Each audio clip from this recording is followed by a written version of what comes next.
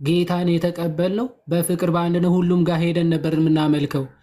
ስለ ስላሴ የሚባል ነገር ምንም አይዲያው እንደዚህ ሳይገባን ስላሴ ሳይገባን ሳንረዳው ነው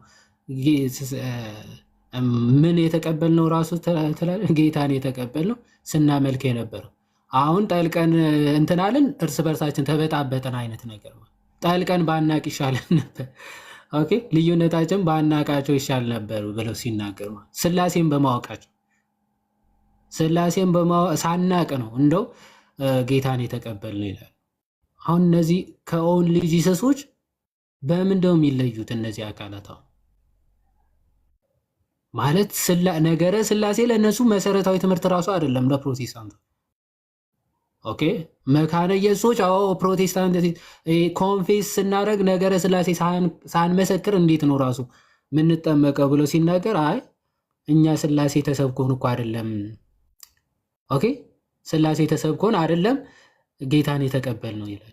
እና እዚህ ጋር እንዱ ነው ምናምን የሚባለው እንዴት ነው ለአንድ አሕዛብ ለሆነ ሰው ስላሴን አስተምረ ስላሴ እንዲቀበል አድርገ ማድረግ የምትችለው ኮምፕሌክስ የሆነ የስላሴ ትምህርት እንዴት ታስተምረዋለህ እያለ ስላሴን ሳታስተምር ዝም ብለ አጥምቀው ጌታ ተቀብልሃል ብለ ለምን አታጥምቀው?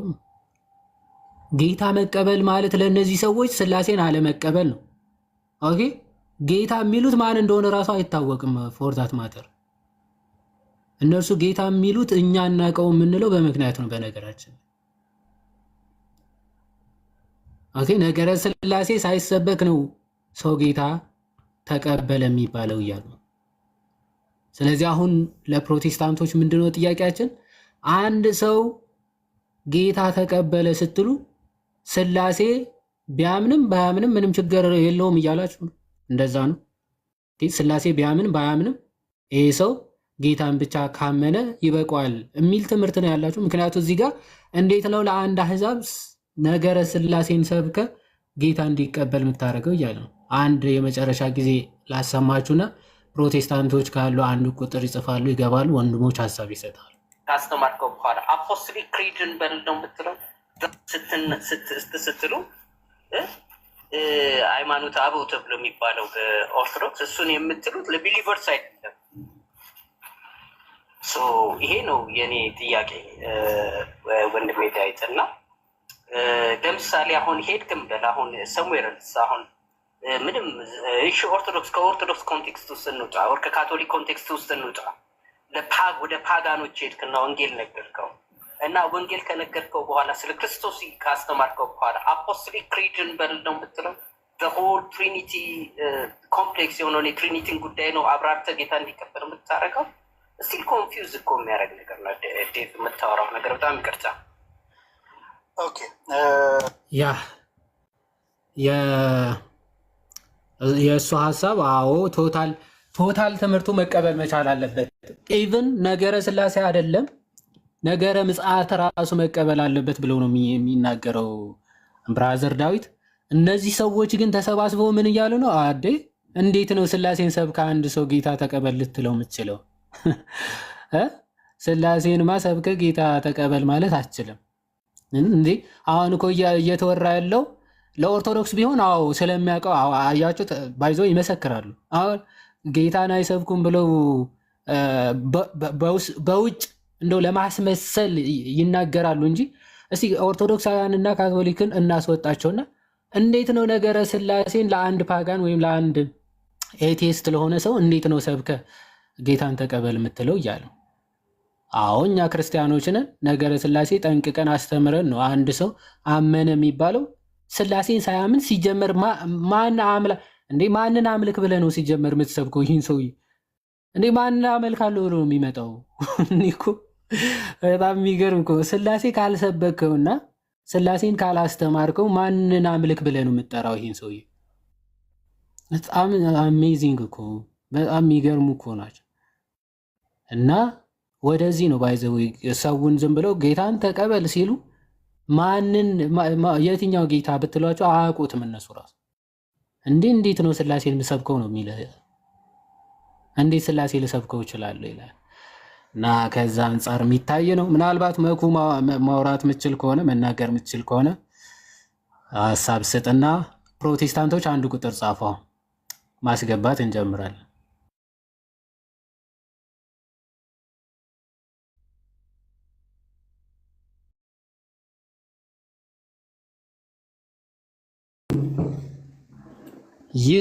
ይሰማል መኩ።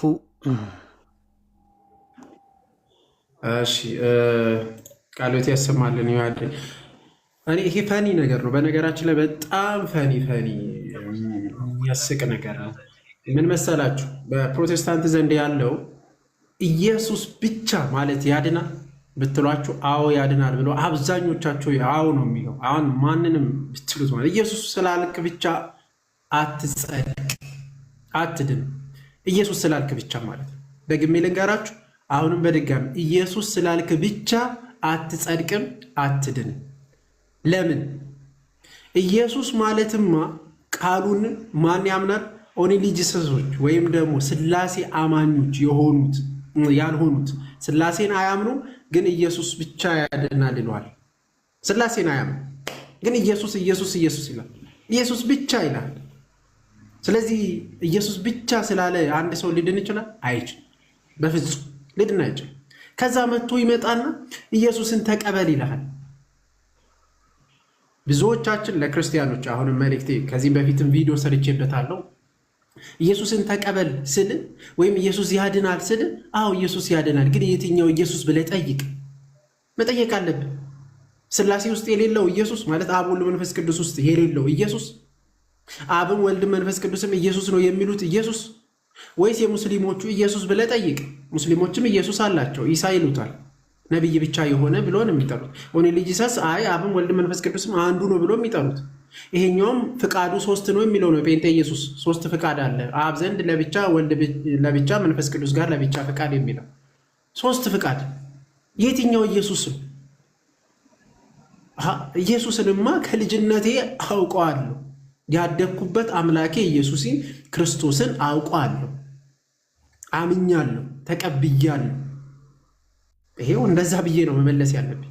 አንዳንዶቻችሁ ተነስታችሁ ኢየሱስ ያድናል ስላችሁ፣ ኢየሱስ ጌታ ነው ስላችሁ፣ አይ እንደ ማርያም አማላጅ ናት ምናምን ብላችሁ የምትመልሱ ይሄ ሮንግ ነው። አትመልሱ እንደዚህ። በቃ የኛ ኢየሱስ እውነተኛ ኢየሱስ የትኛው ኢየሱስ ብለን መጠየቅም አለብን። ለምን ኢየሱሳቸው አሁን እንደሰማችሁት ነው ቪዲዮ ላይ እንዲህ ስለ ስላሴ እያብራራ ይላል። ስለ ስላሴ እያብራራ እንዴት አድርገህ ነው እንትን የምትለው? ኮንፊውዝ ያደርጋል ሰውን መስበክ። በጣም አስቂኝ ነገር ነው። ስላሴ ኮንፊውዝ ስለሚያደርግ ስለ ስላሴ ሰብካ አይደለም የምትመልሰው ሰው እና ስለ ስላሴ ካልሰበከው ምኑን ክርስትና ሆነ? ምኑን ክርስቲያን ነህ አንተ? ክርስቲያን አይደለም። ሲጀመር የአንተ ኢየሱስና የኔ ኢየሱስ አንድ አይደለም ማለት ነው። ኮምፕሊትሊ ዲፍረንት፣ ይለያያል። ስለዚህ የእኛ ጌታ ኢየሱስን ተቀበሉ ስሏችሁ እውነተኛ ጌታ አንድ ጊዜ ተቀብያለሁ፣ አዎ ኢየሱስ ጌታ ነው ስለ አዎ የኔ ጌታ ኢየሱስ ጌታ ነው፣ ያውም የጌቶች ጌታ ነው፣ የነገስታት ንጉስ ነው፣ ሁሉን ቻይ አምላክም ሰው አምላክም ሆኖ ያዳነን ጌታ ነው። የትኛውን ጌታ ልታስተዋውቀኝ ነው በሉት። እሺ የትኛውን ጌታ ነው የምታስተዋውቀኝ? በስላሴ ዘንድ አብ ወልድ መንፈስ ቅዱስ የሌለውን የኦንሊ ጂሰስ ነው ወይስ ደግሞ ፍቃዱ የተለያየ? በጣም ብዙ አይነቶች። ወይም ደግሞ ቀድሮ ይመጣ ማለት ቀድሞ አንተ ሲኦል እንድትገባ ወስኖብህ የመጣ ማለት ነው። ሲኦል እንድትገባ ወስኖብህ የመጣ እንደዚህ አይነት ኢየሱስ የለንም እኛ። የለም እኛ ጋር ወስኖብን አልመጣም። አንተ ሲኦል ትገባለህ፣ አንተ ገነት ትገባለህ ብሎ ለብቻ ለይቶ ከፍሎ የመጣ ኢየሱስ የለንም። ለዓለም የሞተ ኢየሱስ አለን። አሚን ብለን ስንቀበል ወደ ገነት የምንገባ፣ አይ እምቢ ካልክ ደግሞ ወደ ሲኦል የምትሄድበት ያ ኢየሱስ አለን የምንቀበለው እንጂ ቀድሞ ወስኖብን ወደ ሲኦል የሚገቡትን ወደ ገነት የሚገቡትን ከዛ አንተ ትወና ማለት ነው መተወን ትተውናለህ። እሱ ኦልሬዲ ጽፏል እኮ ኦልሬዲ እኮ ሲኦል እንድትገባ ወስኖብህ መጥቷል። ምንም ብታደርግ እኮ ምንም ገነት አገባም። በቃ እንደዚህ አይነት ኢየሱስ የትኛው ኢየሱስ ነው? የኛ ኢየሱስ ነው አይደለም። ታዲያ የምትሰብክ ምን አይነት ኢየሱስ ነው? እውነተኛ ጌታ ነው አይደለም። ስለዚህ እኔ እውነተኛ ጌታ ነሻለሁ። አዎ ክርስቶስ ጌታ ነው። አዎ ኢየሱስ ጌታ ነው፣ ያውም የጌቶች ጌታ ነው። አዎ ኢየሱስ ንጉሥ ነው፣ ያውም የነገስታት ንጉሥ ነው። አዎ ኢየሱስ አምላክ ነው፣ የአማልክት አምላክ ተብሎ የተጠራ አምላክ ነው ያለን። ይሄ አለ። ከዚህ ውጭ ሌላ ኢየሱስ አናቅ፣ ልናውቅም አንችልም፣ አንፈልግም። እና ከዚህ አንጻር ምን ልላችሁ ነው፣ እንደዛ የምትሉት ጥንቃቄ አድርጉ። እና እንደዚህ አይነት እንግዲህ ዮሐዴ እንዳሳየን ነው፣ ኮንፊውዝ የሚያደርጋቸው ነው። ስለ ስላሴ አያውቁትም፣ አያስተውሉትም። ይሄ መልእክቴ ነው። በዚህ አጋጣሚ ዮሐዴ ረጅም ሰዓት ወሰድኩና አሁን መጠየቅ እንችላለን። ቀጥሉ። ቃለ ሕይወት ያሰማልን። መኩዬ ልጨምርልህ። ዮሐዴ እንትን ቴሌግራም ቼክ አድርግ እሺ። እዛ ላይ ደግሞ አንድ ሌላ ልጨምርልህ። ሌላኛው አብዱል ያለው እሱን አሳየን። ድምፅ ታፍኖ ነበር። አንትሽ ምንድን ነው ያልከው? ኧረ እባክህ ድምፅ ታፍኗል አንተ ልጅ። ቴሌግራም ላይ ልኬልሃለሁ ምናምን አለ መሰለኝ። ልጨምርልህ። የኤርፎኑ ጉዳይ ነው። ምን ላድርግ? ምን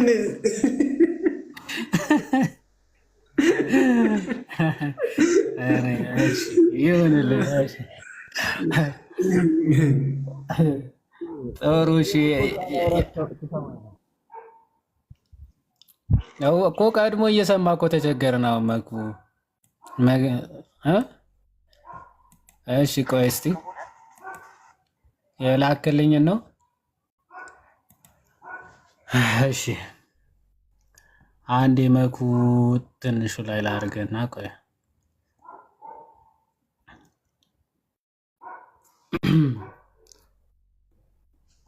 ይሄንን አይደል? እስቲ ቆይ እንዴት ነበረ?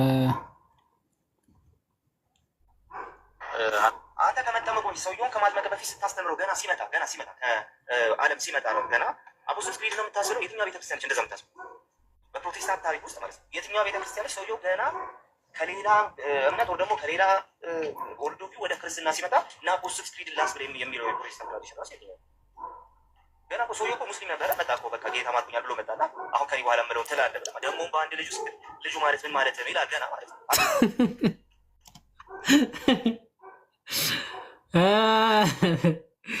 ኧረ ወይኔ፣ ኧረ ወይኔ። ኦኬ ስለዚህ ልጁ ማን እንደሆነ ሳያውቅ ነው እኮ የመጣው። ማን እንደሆነ ገና ማን ነው ልጁ ይላል። ስለ ልጁ ሳሰብክ ነው ጭራሽ። ኧረ ወይኔ፣ ኧረ ወይኔ። እሺ ዘንድሮ እሺ፣ ኧረ አንድ ሙስሊም ነው የመጣው። እኛ ጋር እኮ ልጁ ክህደት ነው ይልሃል እንዳይልህ። ስለዚህ ስለ ልጁ አትነግረው፣ በሻግ ነው የምታልፈው። እውነት በመድኃኒዓለም። ኧረ ኧረ ኧረ ቆይ ቆይ ቆይ አንዴ እስኪ ሰውየውን ከማጥመቅ በፊት ስታስተምረው ገና ሲመጣ ዓለም ሲመጣ ነው ገና አፖስቶስ ክሪድ ነው የምታስበው። የትኛው ቤተክርስቲያኖች እንደዛ የምታስበው? በፕሮቴስታንት ታሪክ ውስጥ ማለት ነው። የትኛው ቤተክርስቲያኖች ሰውየው ገና ከሌላ እምነት ወይ ደግሞ ከሌላ ኦርዶቪ ወደ ክርስትና ሲመጣ እና አፖስቶስ ክሪድ ላስብል የሚለው የፕሮቴስታንት ትራዲሽን ራሱ የለም።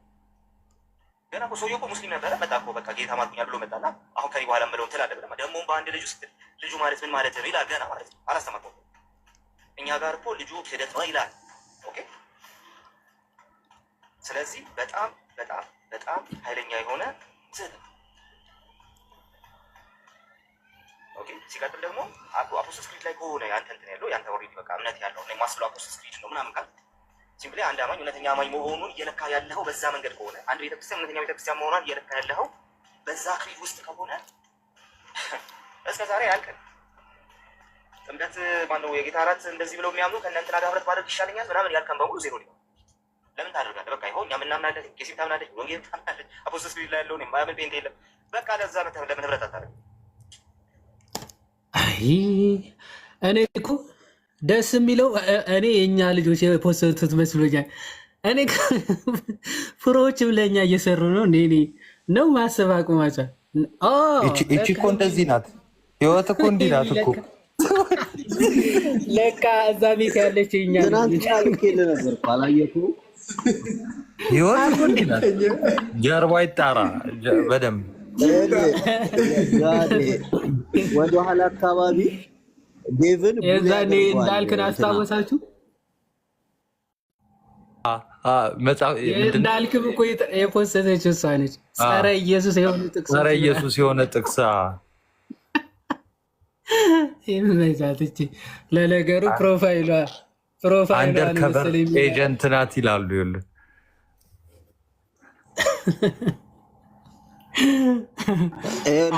ዋና እኮ የእሷ ሀሳቧ ይዋሃደ መጨረሻ አካባቢ ቃሌ ዴቭን ቡሊ ያደርገዋል፣ የሆነ ይናገረዋል ምናምን አትምጣብን። እሱን ነው ጭንቅላቷ ውስጥ አስቀምጣ እንትን ያለችው እንጂ ስለ ትምህርቱ አይደለም የተጨነቀችው። ገባ? አሁን እቺ አጀንዳ ፍለጋ ነው የምትለዋን ቃል ብቻ ነው ይዛ የመጣችው ልጅቷ። ስትሰማው ስለ አጀንዳ ነው የሚያወራው ቃሌ እና እቺን አጀንዳ ፍለጋ የምትለዋን ቃል ብቻ ነው እንጂ ትምህርቱ ጴንጤን ገደል ይክተተው አይክተተው ምንም በቃ የሚያሳስባት ነገር የለም። ብቻ ይሄ ዴቭ ቄስ ዴቭ ከሀገር ይውጣልን ነው፣ ከቲክቶክ ይውጣልን ነው ሀሳቡ። ትምህርቱ ግን በቃ ያው ገደል ከተተችው። አይ ጀግኒት እነሱ ትምህርት ባይዘወይ ግድ እንደሌላቸው የምታውቁት ምን እየተወራ እንደሆነ አያውቁ አይሰሙም ስንል እኮ ባይዘወይ በምክንያቱ ቢሰሙ ባያስተውሉ የምርም መመዘኛቸው ትምህርት ቢሆን ፕሮ አይሆኑም። እንደ አንድ ፓስተር ተነስቶ የሆነ ነገር ይላል አሜን ይላሉ። ልሳን እንደው ሳይሰሙ እንዴት አሜን ይላሉ ይባላል። ፕሮቤት ብትሄድ ቢሰሙም ባይሰሙም የሆነ አካል አወራ አሜን ነው የሚሉት እና ምንም አልሰማችሁም። እንደ ሴጣን ፓራላይዝ ያደርጋችሁ አሜን። ሴጣን ፓራላይዝ ያደርጋችሁ አሜን። አስታወስካት ፓስተር? እኔ በጣም ናቱ አሜን እንዳትል ናቱ ኔትወርኳ መጣበት። ናቱ አለ በሚዩት አድርጌ እያወራው ነበረ። ታውቃለህ? በጣም ከማን ጋር? ከእኛ ጋር አይደለም። ናቱ ወደኋላ ስትወጣ ሌላ ቦታ ደርሰን የምትመጣው እባክህን እዚህ ጋር ቆይ። አይ ነው ግሪን ስክሪን አውቶማቲካሊ ሆነብኝና ለዛ ነው። ቀጥሉ። ሂዊ ድምጿን ህይወት ድምጿን ታሰማን ነው የምንለው እኛ። የተመከርነው ሰው አለ። ሰባት ጎረምሶች ነው እየተባለ ነው።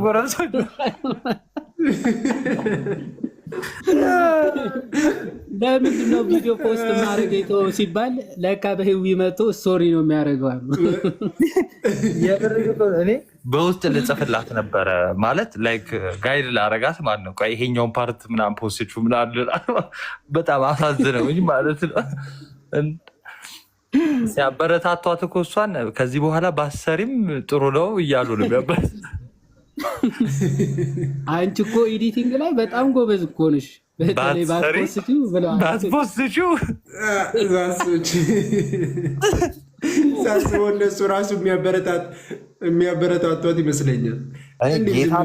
ችግር የለም ዮሐዴ በጣም የኛ ልጆችን በጣም የምወዳቸው ለዚህ ነው። እነ ሄሉ በጣም ጂኔስ አንተ በውስጥ ሲያወራ ዮሐዴ መኩ ምናምን ታውቃላችሁ እና ታች ያላችሁ በውስጥ ሲያወሩን ማለት ነው ዶክመንትድ የሆኑ ሰዎች ናቸው። ልክ የሆነ ነገር ሊሰሩ ከፈለጉ ለዛ ነገር ማስረጃ ዶክመንት አላቸው። ኢቨን ማን አሁን በውስጥ ሄዳችሁ ይሄ ማስረጃ ብትሏቸው ሊሰጧችሁ ሁሉ ይችላሉ። ሁሉም ኦርቶዶክሳዊ ኤዲት የሚሰራ ማለት ነው። አሁን ደግሞ የመጡ አሉ ልክ እንደ ህይወት አይነት ሁለት ግራ የሆኑ ደግሞ አሉ ማለት ነው። ግራ የገባቸው ደግሞ አሉ ልክ እንደ ሜም ምናምን አድርገው የሚሰሩ ማለት ነው። እነሱ ተዋችሁ ስድብ ብቻ ነው እና ፎከስ አያደርጉም አስተምሮ ላይ ምንም እና ለዛ ነው እርስ በርሳቸው ሲጋጩ ታያላችሁ። በዛው በራሳቸው በፖስተቱት ማለት ነው እንደዛ አይነት ነገሮች ታያላችሁ። እና በእውነት የኛ ልጆች በስማ እውነት በጣም ክበሩልን በእውነት።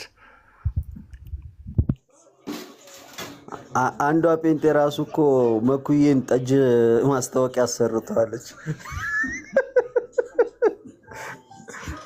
መኩ አይተሽዋል? መኩ አይተዋል? እሱን ያ አሁን ከጠጅ ጋር መኩ ምን አገናኝቶት ነው? የምር በጣም እኮ የሚሰሩት ላይክ በቃ ስም ማጥፋት ስለሆነ አንትሽ ስም ማጥፋት በቃ ጀስት ኦፌንድ ማድረግ ስለሆነ የሆነን አካል በቃ ዝም ብሎ አሁን የመኩን ተጠቀሙት። ምን ያገናኘዋል? አሁን ከመኩ ጋር ምንም የሚያገናኘው ነገር የለም። አሁን ለምሳሌ አይደለ እና በቃ ይሄ በጣም ከባድ ነው የሚያደርገው። ያው በዚህ እናስተዋውቅላችሁ እንጂ ላይክስ አላገኙም አይደል? 7 ሰው ነው ላይክ ያደረገላቸው። በዚሁ ዝም ብለን ካያችሁ ዝም ብላችሁ ላይክ አድርጉልን።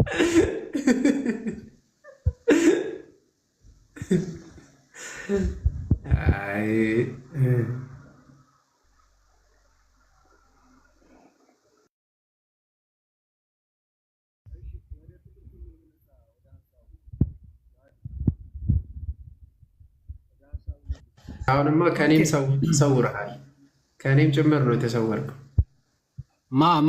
ማን ነው እሱ? አንትሽ አውርቶ ነበረ። አይ አንትሽ ቶ ዝም ብሎ አንተ ዝም ብለህ ፋይል ላክ፣ እሱ ነው የሚሻለ። አይ ሰው እባክህ ብርሌውን መስሏቸው ነው አንገቱ አልኩኝ እንጂ የመኩ ኦኬ፣ ራስህን እየቀጠቀጠ ስለሆነ ነው እንዴ መኩ? ኧረ እንቀጥለው። ብዙ ጨዋታ አለው መሰለኝ ይሄ ቪዲዮ ብዙ ጨዋታ አለው። ሊያጫውተን ነው መሰለኝ። አንዴ ኧረ ብዙ ያጫውተናል ይሄ ነገር አልኩኝ። አንተ ከመጠመቁ ሰውየውን ከማጥመቅ በፊት ስታስተምረው ገና ሲመጣ ከዓለም ሲመጣ ገና አፖስቶል ክሪድ ነው የምታስበው። የትኛው ቤተክርስቲያኖች እንደዛ የምታስበው? በፕሮቴስታንት ታሪክ ውስጥ ማለት ነው። የትኛው ቤተክርስቲያኖች ሰውየው ገና ከሌላ እምነት ወይ ደግሞ ከሌላ ወርዶቢ ወደ ክርስትና ሲመጣ እና አፖስቶል ክሪድ ላስ ብለ የሚለው የፕሮቴስታንት ትራዲሽን ራሱ የትኛው ገና እኮ ሰውየው እኮ ሙስሊም ነበረ። መጣ እኮ በቃ ጌታ ማጥኛል ብሎ መጣና አሁን ከኔ በኋላ ምለው ትላለህ ብለህ ደግሞ በአንድ ልጅ ውስጥ ልጁ ማለት ምን ማለት ነው ይላል። ገና ማለት ነው አላስተማርኩም። እኛ ጋር እኮ ልጁ ማለት ነው ይላል። ስለዚህ በጣም በጣም በጣም ኃይለኛ የሆነ ሲቀጥል ደግሞ አፖስቶል ላይ ከሆነ ያንተ እንትን ያለው ያንተ ኦልሬዲ በቃ እምነት ያለው ነው ማስለው አፖስቶል ምን እያወራህ ነው አንተ?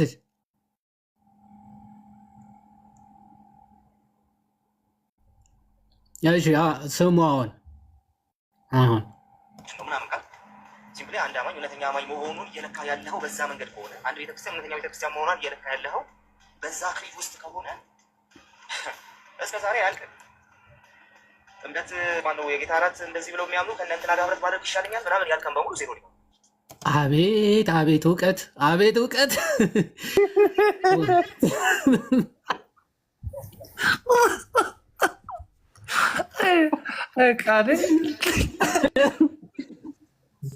አበሰሰው እኮ እዚህ ማንም የሚያቀለብ ደስ የሚለው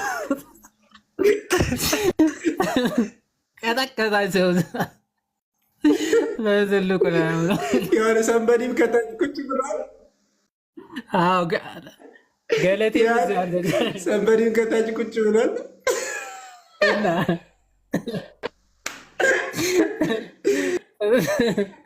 ወይኔ በላቸው። ኧረ በስመ አብ አንተ ስማ፣ አሁን 12 አርቲክሎች አሉ እና በአብ በወልድ በመንፈስ ቅዱስ እናምናለን። ከዛ አንዲት ሐዋርያዊት ኩላዊት በሆነችው በአንድ ቤተ ክርስቲያን እናምናለን ሲባል ቤተ ክርስቲያን ውስጥ ናቸው። በተለይ ሳክርመንትስ ይሄ ቅዱስ ጥምቀትንና ስጋና ደሙ የሚመጣው ባይዘ በአንዱ ሚስጢር በሳክርመንቱ በኩል ነው አንዲት ቤተክርስቲያን የምትመጣው እንጂ ከሌላ በምንም አይደለም። አንድ ቤተክርስቲያን የምትሆነው ሳክርመንታል ነው። የመካነ ኢየሱስ ስለ ቤተክርስቲያን አውግስበርግ ኮንፌሽን እንትናቸው ላይ አርቲክል 9 የሚናገረው አንዲት ቤተክርስቲያን ለመባል አንዲት ለመባል የሚያስፈልጓት ሚስጢራት በትክክል የሚከናወኑባትና ትክክለኛ ወንጌል የሚሰበክባት ብለው ነው ቸርች ራሱ አይደንቲፋይ የሚያደርጓት ወይም ደግሞ የሚገልጿት። ስለዚህ ያን ሁሌ ያልከን ገደል ገባ ብለዋል። ግን አለማወቅ ጠቀመ። አንዲት ኩላዊት ቤተክርስቲያን እናምናለን። ከዛ ደግሞ በኃጢአት ስርየትም እናምናለን ይላል። ጥምቀት ለኃጢአት ስርየት እንደሆነ እዛው ኮንፌስ አደረገ። ኦኬ እዚህ ያለ እንዳለ አታምንም ማለት ነው። ቀጥሎ የኃጢአት ስርየት፣ ከዛ በኋላ ደግሞ በሙታን ትንሣኤ እናምናለን ነው። ራፕቸር ምናምን አፈርድም የሚያበላ ትምህርት ማለት ትንሣኤ ሙታን፣ በትንሣኤ ሙታን በሕያዋንና በሙታን ለመፍረድ ዳግም ይመጣል የሚለውን ትምህርት ማለት ነው። አይ ራፕቸር የሚያምን ነው እንዳለ ማለት ነው። አይዶን ነው እሱ ይመን አይመን አላውቅም። ራፕቸር የሚያምን ነው። ራፕቸር የሚባል የለም እዛ ክሪድ ላይ ሁሉንም ያጠቃለለ ነው። ማይ ብራዘር አታውቅም? እንዴት ነው ዝም ብለህ? ለነገሩ ደስ የሚለው ማንም የሚያውቅ የለም ጠቀመው ማለት ነው። እባካችሁ ኧረ ሰው ይሰማናል እያላችሁ ቢያንስ አውሩ ማለት። ሰው ሲባል ክርስቲያኖች እኛ እንሰማችኋለን። ሌላ እንኳን ባይሰማችሁ እዚህ ጋር እንዳለ አሜን ቢላችሁ ክርስቲያኖች ጆሮ ላይ ቢደርስ መሳቂያ ነው የምትሆኑት። በቃ እንደዚህ እንስቅባችኋለን። ቪዲዮ እየከፈትን በእያንዳንዱ ንግግራችሁ በቃ እያለገጥን እንሰማችኋለን። ያ ራሳችሁ ፖስታችሁ ማለት ነው። ፖስታች ራሳችሁ፣ ተናጋሪ ራሳችሁ፣ ከዛ ደግሞ የእኛ ናቸው የምትሏቸውን ተናግራችሁ፣ ግን እኛ በቃ እያንዳንዱ ነጥባቸውን እያየ መዝናኛ ነው የምናደርገው። ያ እንደዛ ነው። ምናልባት ሀሳብ ትሰጡበታላችሁ። የተወሰነ ሰው ይሄዱበትና ይቀጥላል። አይዞህ ባይዞህ ገና አላለቀም አለው።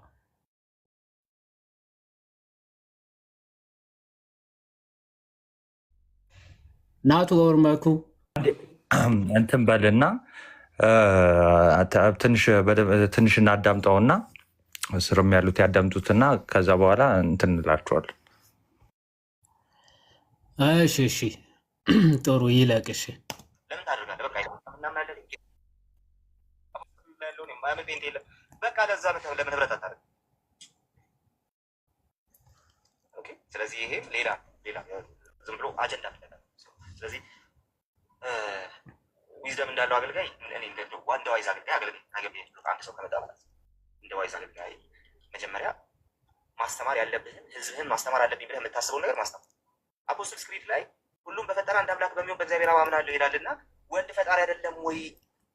መንፈስ ቅዱስስ ፈጣሪ አይደለም ወይ የሚልን ጥያቄ መጀመሪያ መመለስ አለብህ፣ አስቀድመህ ማለት ነው። ክሪዱን ይሄኛውን ክሪድ እንደው መተህ ዝም ብለህ ህዝብ ላይ ከመጫንህ በፊት መጀመሪያ እሱን ማስተማር መቻላል። መጀመሪያ ቁጭ አድርገህ ህዝብን ያንን ማስተማር መቻላል።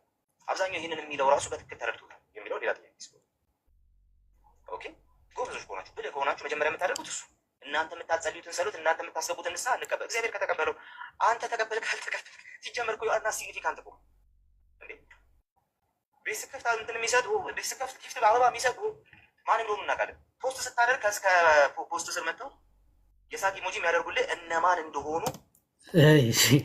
አሁን ወደ ሀሜት ተመጣ። አሁን ምንድን ነው ሁሉም በፈጠረ አንድ አምላክ በሚሆን በእግዚአብሔር አብ እናምናለን ስትል እንዴ ወልድስ አይደለም እንዴ ብሎ ይጠይቅሃል። ስለዚህ አፖስቶሊክ ክሪድን ማስባል የለብህም ነው። ማስባል የሌለብህ ምክንያት ምንድን ነው? ሁሉም በፈጠረ አንድ አምላክ በሚሆን በእግዚአብሔር አብ እናምናለን። ከዛ ቀጥሎ የእርሱ አንድያ ልጅ በሚሆን በእግዚአብሔር ወልድ እናምናለን። ኦኬ በመንፈስ ቅዱስም እናምናለን ስለሚል እንዴ አንድ አምላክ አይደለም አብ ወልድ መንፈስ ቅዱስ እንዴት ትላለህ እንዳይሉ ይሄንን ማስባል የለብህም ነው አርጊመንቱ። እዚህ ላይ የተወሰነ ፖይንት ሄዱበት ወንድሞች። ፕሮቴስታንት እንኳን የሚገቡ አይመስለኝም። ለምን ኢንቫይት አናደርጋቸውም? ግን የአፖስቶሊክ ክሪድን ሪሊ ይቀበላሉ? ጭራሽ ሰምተውትስ ያውቃሉ? ፕሮቴስታንቶች እስቲ ገብተው ለምን እንትን አይሉ? ዮሐድ እዛው ላይ ማለት ነው ወደ መጨረሻ አካባቢ ይሰማል። ወደ መጨረሻ አካባቢ እዛው ላይ ዮሐድ ምን ይላል መሰለ? ማንም ፕሮቴስታንት ሆኖ አፖስቶሊክ ክሪድን የማይቀበል የለም ይላል። እዛው ላይ ብንሰማ ጨርስ። በቃ ማንም ሁሉም ፕሮቴስታንቶች ያውቃሉ ይቀበላሉ ነው የሚለው። ብንሰማ ደስ ይለኛል። እንጨርስ፣ ከዛ እናያለን እንደሚቀበሉና እንደማይቀበሉ አስገብተን እስቲ ምን እንደሆነ ራሱ ክሪዱ ምን እንደሆነ ራሱ የሚያውቁት አንዳንድ እንዲያው እዚህ ላይ መጥቶ ናይሲያን ክሪድ ለማለት ለክርክር ምናምን ከመጡ ካልሆነ በስተቀር ካወቁ በስተቀር ኖርማል አማኞች ስለ ክሪድ ጸሎተ ሃይማኖት ጭራሽ በነገራችን ላይ ክሪድ እያልን ያለ ነው ጸሎት ሃይማኖት ነው። የሃይማኖት መሰረት ሁሉን የፈጠረ በአንድ አምላክ በእግዚአብሔር አብ እናምናለን የሚለውን እሱን ነው። እሺ እና ሁል ጊዜ እኛ ጸሎታችን ነው ለክርስቲያኖች፣ ይሄ ያው የታወቀ ሁሌ ነው ኮንፌስ የምናደርገው። ፕሮቴስታንቶች ግን ይህንን አያውቁትም። እስቲ እንስማው። ለማንኛውም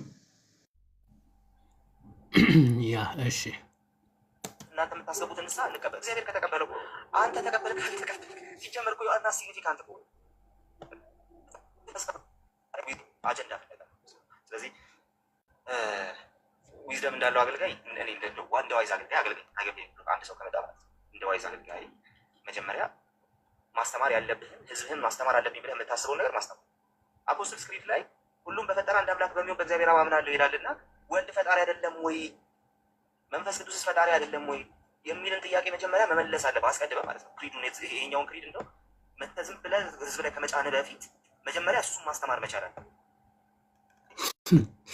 ጭነት አደረገው ደግሞ ጸሎቱን ለምን ታደርጋለህ? በቃ ይሁን እኛ ምናምናለን፣ ቄሲም ታምናለች፣ ወንጌል ታምናለች፣ አፖስትልስ ክሪድ ላይ ያለውን የማያምን ፔንት የለም። በቃ ለዛ ለምን አፖስትልስ ክሪድ ቆይ ስሙ እችን ፓርታ ይሻለኛል ምናምን ያልከን በሙሉ ዜሮ ሊሆን ለምን ታደርጋለህ? በቃ ይሁን እኛ ምናምናለን፣ ቄሲም ታምናለች፣ ወንጌል ታምናለች፣ አፖስትልስ ክሪድ ላይ ያለውን የማያምን ፔንት የለም። በቃ ለዛ ለምን ህብረት አታደርግም? ያ አፖስቶሊክ ክሪድ ላይ ያለውን ጴንጤ የለም ነው ያለው።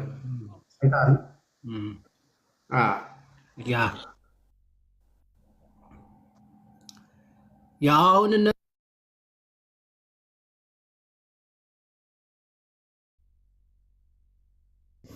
ችግሩ ምን ይልሃል መሰለ አፖስቶሊክ ክሪድ ላይ አሁን ሪሚሽን ኦፍ ሲን ዊ ቢሊቭ ኢን ሪሚሽን ኦፍ ሲን ነው የሚለው ልክ እንደ ኒቂያ እና ሲኖኮንስታንቲኖፕል ክሪድ ባፕቲዝም ኢን ዋን ባፕቲዝም ፎር ዘ ሪሚሽን ኦፍ ሲን አይደለም የሚለው ሰው ሪሚሽን ኦፍ ሲን በራሳቸው እንደፈለጉ ለመፍታት ምናምን እንዲመቻቸው ይመስለኛል። አሁን ከዛ ውጭ ግን በአንዲት ኩላዊት በሆነች ቤተክርስቲያን እናምናለን የሚለውን እሱም ራሱ በራሳቸው አፈታት ምናምን ይፈቱታል። ከዛ አንጻር ነው። ዞሮ ግን ጸሎት ራሱ ሲጀመር ያውቁታሉ ወይ ነው አፖስቶሊክ ክሪድ አርቲክሎቹን ያውቋቸዋለን። አያውቁትም። ያ እዚህ ጋር ዮሐዴ አሁን ያልከው ካቶሊክ በሆነች በአንዲት ቤተክርስቲያን እናምናለን የሚል አለ።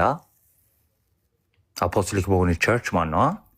ትክክል። አዎ እሺ ይኸውላችሁ ሁላችሁ መታች ያላችሁ ስሙ ማለት ነው። አንዲት ቤተክርስቲያን ምን ማለት መሰላችሁ? አንድ ጌታ አለ፣ ራስ የሆነላት አንዲት ቤተክርስቲያን አለች ማለት ነው። አንዲት ቤተክርስቲያን የተባለው አንድ ኮንግሪጌሽን ነው ወይም ደግሞ አንድ ህብረት ማለት ነው።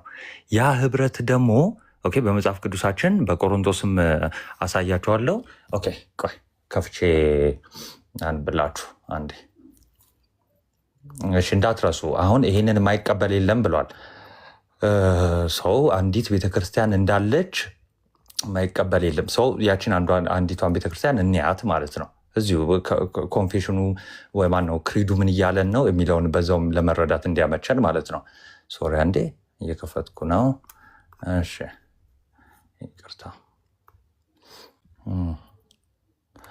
እሺ አንደኛ ቆሮንቶስ ምዕራፍ 1 ቁጥር 10 እንዲህ ይላል። ይኸውላችሁ 9 ላይ እንዲህ ይላል፣ ወደ ልጁ ወደ ጌታችን ወደ ኢየሱስ ክርስቶስ ህብረት የጠራችው እግዚአብሔር የታመነ ነው አለ። ወደ ጌታችን ወደ ኢየሱስ ክርስቶስ ህብረት የተባለው ወደ ቤተክርስቲያን ነው። ልብ በሉ እሺ። ስለዚህ የጌታ ህብረት የተባለችው ቤተክርስቲያን ናት።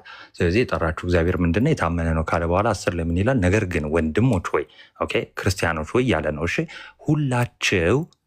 ሁላችሁ ክርስቲያኖች አንድ ንግግር እንድትናገሩ በአንድ ልብና በአንድ ሀሳብም የተባበራችሁ እንድትሆኑ እንጂ መለየት በመካከላችሁ እንዳይሆን በጌታችን በኢየሱስ ክርስቶስ ስም እለምናችኋለሁ ይላል። ይሄ ምን ማለት መሰላችሁ? አንድ ንግግር ወይም ደግሞ በአንድ ልብ በአንድ ሀሳብ መሆን ማለት አስተምህሮ ነው፣ ዶክትሪናል ኢሹ ነው። እሺ ለምሳሌ እዚሁ ጋር የምታዩቸው አንዱ ክርስቶስ ለዓለም አልሞተም የሚልን ንግግር ያለበት ህብረት ውስጥ ነው። አንዱ ደግሞ ክርስቶስ ለዓለም ሞቷል የሚልበት ህብረት ውስጥ ነው። ስለዚህ አንድ ህብረት ውስጥ አይደሉም። ኢቭን ሰው እንዲሁ ዝም ብሎ ቃሉ ብቻ መቀበል አይደለም። ኦኬ ህይወት ያለው ያ ቃል አፖስቶሊክ ክሪድ ላይ አባቶቻችን ያስቀመጡልን ይሄ የእምነት መግለጫ ምንድን ነው? ህይወት አለው አይደለ? ትክክለኛውን ነገር ነው። መጽሐፍ ቅዱስ ክርስቶስ ያስተማረንን በመጽሐፍ ቅዱስ ያገኘነውን አይደለ? እዚህ ውስጥ እንዳልሆኑ ህይወት አልባ መሆናቸውን የምታዩበት ነው። አንድ ንግግር የለም። በነገራችን ላይ በፕሮቴስታንት ውስጥ ማለት ነው አንድ ንግግር የለም፣ አንድ ልብ የለም፣ አንድ ሀሳብ የለም፣ መተባበር የለም። ይልቁንስ ይህንን ክፍል ያዝ ያደረጉና መካነ ኢየሱሶች አንያ ቆሮንቶስን ይህንን የጠቀስኩላችሁ ምዕራፍ 1 ቁጥር 7 ማነው 10ን ያዝ ያደርጉና ምን ይላሉ መሰላችሁ? የእኛ ኮሚኒየን ኦኬ የእኛ ህብረት ማድረግ ክሎዝድ ነው። ልክ እንዴት ማለት ነው? በአስተምህሮ አንድ አይነት ቅድም አውግስበርግ አፖሎጂን ዮሐዴ ቅድም ጠቅሶላችኋል። ፎር ዘ ዩኒቲ ኦፍ ዘ ቸርች ምን ላይ ነው መስማማት ያለብን ብሏል። ማነው ዶክትሪናል ኢሹ የሆነ ወይም ደግሞ አስተምህሮ ላይ እና ሳክራመንት ላይ ነው መስማማት ያለብን ለቤተክርስቲያን አንድነት። ስለዚህ አንድ ለመባል የጌታ ቤተክርስቲያን አንዲት ናት። እዛች የጌታ ቤተክርስቲያን ራስ የሆነላት አንድ ክርስቶስ አለ። ከዛ በኋላ ደግሞ አንድ መንፈስ አለ። ኦኬ አጽናኙ የወረደው አንድ መንፈስ ነው አይደል? ያ መንፈስ ደግሞ የሚያግዘን በእኛ የሚናገረው የሚመሰክረው አንዱን የእግዚአብሔርን ትምህርት ነው አይደለ? አንዱን አስተምህሮ ነው፣ የተለያየ አይነት አይደለም። እነሱ ጋር ግን ይኸው እዚህ አንድ ገስት ላይ የተቀመጡትን እንኳን ስታዩ ምንድን ነው የተለያየ አይነት አስተምህሮ ታያላችሁ፣ የተለያየ አይነት ንግግር ታያላችሁ። ስለዚህ ይሄ ክሪድ ፈጽሞ እነሱን አይመለከትም ማለት ነው። ከጅምሩ አይቀበሉትም ማለት ነው ክሪዱን እንደ ክሪድ ራሱ። ለምን ካታሆሊክ የሆነች አንዲት ቤተክርስቲያን አለች ሲባል እንደ ዝም ብሎ የምትቆጠረው ወይም ደግሞ የሆነች ቦታ ብቻ ያለች ለማለት አይደለም። አንድ ህብረት፣ በአንድ ልብ የሚናገሩ አንድ ሀሳብ ያላቸው የተባበሩ ህብረት። ይህ ህብረት የክርስቶስ ህብረት ይባላል። በነገራችን ላይ ከዮሐዴ ቀጥሎ ኮመንት ላይ አሁን ብጠይቃቸው የጌታ ቤተክርስቲያን የልጁ መንግስት አይደለችም የሚል ፕሮቴስታንት የመጣበት ዘመን ነው። በነገራችን ላይ ጭራሽ ማለት ነው መንግስትነቱን የሚክዱ ጭራሽ እንዲህ አይነት ህብረት ነው ያላቸው። ስለዚህ የተለያየ አይነት አስተምሮ ያለበት ቤተክርስቲያን የለም። ስለዚህ ክሬዱን አጌነስ ናቸው፣ ተቃዋሚ ናቸው። አንዲት ቤተክርስቲያን የሚለውን ያፈርሳሉ ማለት ነው። ኦኬ ስለዚህ ቀጥሉ። ያ ናትሽ አዎ አንዲት ቤተክርስቲያን የሚለው እና የጌታ መንግስት ነች ቤተክርስቲያን ጭራሽ እነሱ ሲመጣ ድጋሚ መሬት ላይ መጥቶ ይነግሳል ብለው ነው ከቀለም ጀምሮ አይ ቲንክ የሚያምኑት እና ከባድ ነው። ኤኒዌይስ ክሪዱ ላይ ባይዘወይ አንተ ናትሽ አሁን ይሄ ዋን ካቶሊክ ቸርች የሚለው ራሱ ቀጥሎ እንትን ይላል ኮሚኒየን ኦፍ ሴንትስ ዊ ቢሊቭ ኢን ኮሚኒየን ኦፍ ሴንትስ ነው የሚለው። ቀጥሎ በቅዱሳን ህብረት ነው እናምናለን የሚለው ሰው ኮሚኒየን ኦፍ ሴንትስ ከተባለ ይቺ ቤተክርስቲያን የቅዱሳን ህብረት የክርስቲያኖች ህብረት ነች ማለት። ካቶሊክ የምትባለው የክርስቲያኖች የቅዱሳን ኦኬ ህብረት እንጂ የትም ቦታ ያለ ዝም ብሎ ዝሩ የሆነች ቤተክርስቲያን ወይም ደግሞ እነሱ እንደሚሉት የሆነች ምንድነው ማትታይ አይነት ቸርች ምናምን እንደሚሉት አይነት አገላለጽ የሆነ በዚህ በቅርቡ የመጣ ስለ ቸርች ኮንሴፕት አለ። የፕሮቴስታንት የጴንጤቆስታሎች ኮንሴፕት ደግሞ ማትታይ ቤተክርስቲያን የሚባል ማለት ኦኬ ማትታይ ቤተክርስቲያን የሚባል የለም። የቅዱሳንና የክርስቲያኖች ህብረት ነች ቤተክርስቲያን የምትባለው ልክ ዕብራውያን ምዕራፍ 12 ላይ እንዳለችው ማለት ከ24 ጀምሮ እንደምንመለከታት የመላእክት ራሳቸው ክርስቶስ ስለሆነ ከዛ በሰማይ ያሉ በምድርም ያሉ ሁሉም በአንድነት አንድ የሆኑበት በክርስቶስ ስጋና ደም የተሳሰሩበት ክርስቶስ ራሳቸው እነሱ የክርስቶስ ብልት የሆኑ አካላት ብቻ ያሉባት ነች ካቶሊክ ቤተክርስቲያን የምትባለው በዓለም አቀፍ ደረጃ ያለች። በዓለም አቀፍ ደረጃ ሲባል ምን ማለት ነው? ኢትዮጵያ ላይ ብቻ አይደለችም፣ ግብፅም፣ አርመንም፣ ኦኬ ህንድም ሲሪያም ያለችው ቤተክርስቲያን እንደማለት። እዛ ያሉ ክርስቲያኖች የነሱ ህብረት የነሱ አንድነት ነች ቤተክርስቲያን ማለት። አንድ የሚያደርጋቸው ደግሞ ያው ሚስትሪስ ናቸው፣ ሚስጢራት ናቸው አንድ የሚያደርጓቸው ማለት ሚስጢር ነው አንድ የሚያደርጋቸው እንጂ ሌላ ምንም አንድ የሚያደርጋቸው የለም። እና ከዛ አንጻር የሚታይ ነው። እሺ የሚገባ ፕሮ የለም። ዋት ኢዝ ጎይንግ ኦን ግቡ እንጂ ጻፍ። ርዕሱን ስትጽፍ ነው እንደዚህ አይነት ርዕስ ዶግማ ነገር እኮ አይወዱትም። የራሳቸውንም እንትን አይሉምና ዶግማማ ከባድ ነው። የሆነ ጻፍ የሆነ ገላት የሆነ ታቦት ምናምን ጻፍ ዶግማ ነገር አይወዱም አለች እና እውነቷ ማርያም ሊትራሊ ባይዘው እኔ የፓስተር ወጋየሁ እኮ ባይዘው እግዚአብሔር አንተ ሪከርድ ያደርጋሉ ብዬ ነበር። ሊትራሊ አርጌያለሁ ዶግማ ስናቅን ሄዳን ነው እኮ ነው ያለችው። ሊትራሊ እኔ አርጌያለሁ። ዮሐዴ እሷ አላረኩም አላልከኝም? የእሷን አርጌያለሁ እንጂ እንዴ የእሷ አላረኩም ከኤቢ ጀምሬ እኔ እኮ ኔትወርኬን አሰቃየኝ።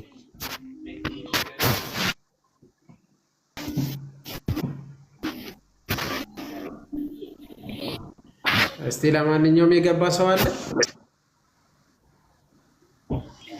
አዎ አለ። የሆነ ዲር ፋክት የሚል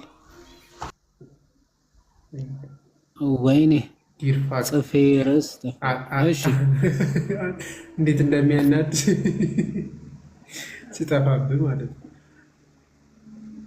ድጌ ልጽፍ ነው። ተቀበሉት። እሺ ዲር ፋክት። እሺ ዲር ፋክት። አቤት፣ እንዴት ናቸው? ሰላም ነው? እንደምን አለ? እግዚአብሔር ጌት ይመስገን። ቤተ እምነት ነህ? ጌት ቤተ እምነት ነህ? ኦርቶዶክስ ነው እንዴ? አነጋገርም ያሳውቃልስ እንዲያው። እሺ ጴንጤዎችን ነው እየጠየቅን ያለ ነው እና እያስገባን ያለ ነው። ሜቢ ጴንጤዎች ካላችሁ አሁንም ላኩልን። ይቅርታ በጣም ሜቢ ለክርስቲያኖች ቀጣይ። እሺ አሁን ለጴንጤዎች ብቻ፣ ክርስቲያን ላልሆኑት ከክርስቲያኑ ውጭ የሆኑት ገብታችሁ ጠይቁ። እሺ ክርስቲያኖች ሌላ ጊዜ እንትን እናደርጋለን። ኦኬ በቃ እሺ። ገላት ላይ ጥያቄ ያላችሁ ግቡ፣ እዛውን ጠይቃችሁ እና ጠይቁ፣ ላኩ። መኩ ከፍ አድርገው ጽሁፍ አይኔ ላይ እኔ አልችልም እኮ የዋዴ ነው። እሺ ቤት መክፈት ስተው ጭራሽ ማን ከፍ ዝቅ እንደሚያደርግ ጠፋብህ። መኩ ከስር ያለው ተቀበለው። የሆነ ሰው ገብታ ኧረ አይታየኝም። ማን ገባ? ናቱን ነው ናቱ ከብሉይ ኪዳን ገብቷል። የትላንቱ ልጅ አልተመቸህም? መሰዊያ ያላችሁ? አዎ አለን። እሺ ምንድነው መሰዊያው? መሰዊያ ስትል አልገባኝም።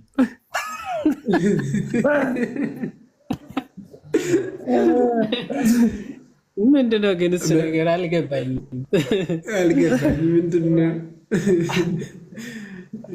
ያኛውስ? መሰዊያ ማን ነው? ክርስቶስ ነው። መስዋዕቱስ ክርስቶስ ነው። መስዋዕቱ ማን ላይ ነው የተሰዋው? ክርስቶስ ላይ የተሰዋ? አይ እንደዛ አላልኩም።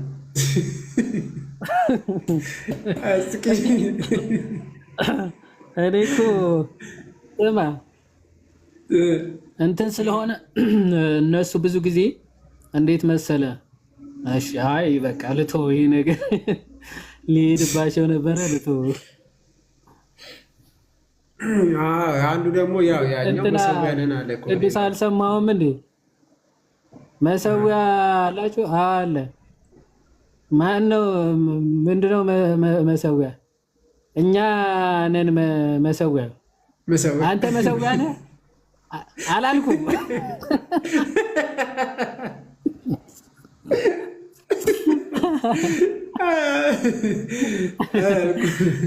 ይመችህ።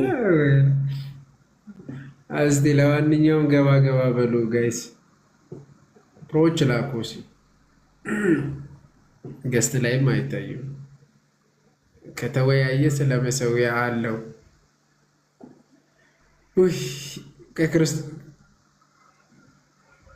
ክርስቶስ ላይ ይሰዋል ያለው ነው አሁን ለማድረግ። እሺ ፋክት ክርስቲያን ነው። አይ መልሼ ነው ያስገባው። ሰላም እንዴት ነህ? ስምህ ማን ነው?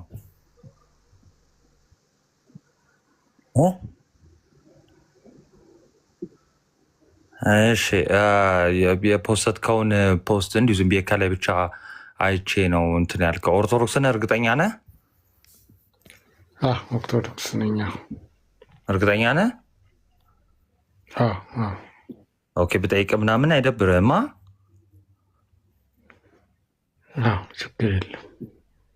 እሺ፣ ኮመንት ላይ ምን ጽፈልኛል? ኢየሱስ ክርስቶስ ጠበቃችን ነው ብለሃል። ምን ማለት ነው? ጠበቃችን ነው ማለት በእኔ እንደምረዳው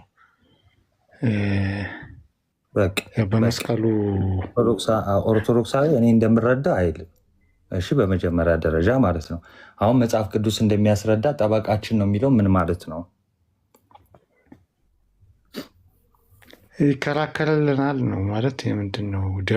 ደሙ ወይም መስቀሉ ይከራከርልናል እንደማለት ነው። ከምንድን ነው ይከላከልልናል? ይከራከርልናል ነው ያልከው? ይከራከርልናል። ይከራከርልናል ከማን ጋር ነው የሚከራከረው?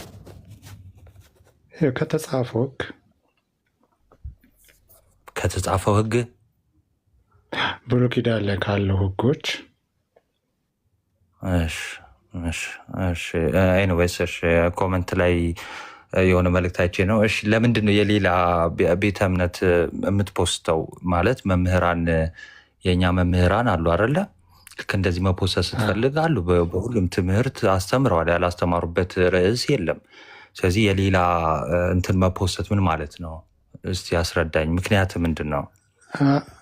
ኦኬ፣ እኔ ብዙ እንትን አልልም፣ ግን አልፎ አልፎ የሚመጡልኝን ችግር የሌለባቸውን ትምህርቶች ችግር ስሰማቸው ከመጽሐፍ ቅዱስ ውጭ አይደሉም፣ የሆነ ግላዊ ፍላጎት ያለው የሆነ ሃይማኖታዊ ይዘት ከሌለው የሌላም የነሱም ቢሆን ዝም ብዬ አጭራጭሩ ሲመቸኝ ማለት ነው ዝም ብዬ እለቃለሁ። አይ እንደዛ እንጂ ሌላ አይደለም። እነሱ ጋር ሄጄ ኦር እንትን ብዬ ሳይሆን ደስ የሚል ትምህርት ሲሆን፣ ምክንያቱም የኛው እንዴት መሰለ፣ አሁን ለምሳሌ ከላይ እንዳልከው ለአንተ ደስ ያለ ወይ ደግሞ ለጆሮ የተስማማ የሚመስል አይነት ይዘት የያዙ ግን ውስጣቸው ደግሞ ትክክለኛ ያልሆኑ አስተምህሮች ስለሚገኙባቸው እንደዚህ አይነት ነገሮች ሼር ማድረግ ወይ ደግሞ ማጋራት ተገቢ አይደለም። አንደኛ ነገር የትኛውም ርዕስ ላይ በቃ የቤተክርስቲያን መምህራን ሀሳብ ሰጥተዋል፣ አስተምረዋል። የትኛውም ርዕስ ከፈለክ አንደኛ ነገር ይሄ የሚያመለክተው ምንድን ነው? የምንመለከተውን ነገር አለመለየታችን ስለሆነ። እሺ፣ ስለዚህ እኔ አሁን ከላይ ነው እንደውም ያየሁት። እንደውም እኔ አኪዋ ብዙ አታጨናንቀው ስላለኝ እንጂ እኔ ብዙም አሁን ያልተዋጠልኝ ነገሮች ይኖራሉ። ግን ዞሮ ዞሮ ፕሊስ እንደዚህ አይነት ነገር አትፖስቱ፣ እውነትም ኦርቶዶክስ ከሆንክ ማለት ነው። እሺ፣ ስለዚህ እንደዚህ አይነት ነገሮችን አትፋ ምናምን ሀይድ ምናምን አድርግ። መምህራን አሉ በሁሉ ርዕስ። ይሄ መምህር የሚያምንበት ወይም ደግሞ የሚያምኑ ህብረት እነሱ ሁሉ ከመምጣታቸው በፊት ፕሮቴስታንቲዝም ከመፈጠሩ በፊት አሁን ከ100 ዓመት ከ500 ዓመት በፊት ቤተክርስቲያናችን እያስተማረች ቆይታለች። አዲሷ ብርቆ አይደለም። ስለዚህ ገብተህ የትኛውንም መምህር በየትኛው ርዕስ ላይ ታገኘዋለህ ማለት ነው። እና ከቆይታችን አንጻር አንድ መምህር ሁሉንም አስተምሯል ማለት በሚቻልበት ደረጃ አለን መምህር። ስለዚህ እንቁ መምህራን የራሳችን እያለን መጽሐፍ ቅዱስም የሚለው በቃ ለእነሱ ተገዙ ታዘዙ ነው አይደል የሚለው። ሰው በቃ በትምህርት የምንሰማቸው እነሱን ነው፣ የምንታዘዛቸው እነሱን ነው። ስለዚህ እንደዚህ አይነት ነገር እንዳትገኝ እላለሁ። ኤኒዌይስ ሶሪ እንትን ካልኩ ቀጥሉ።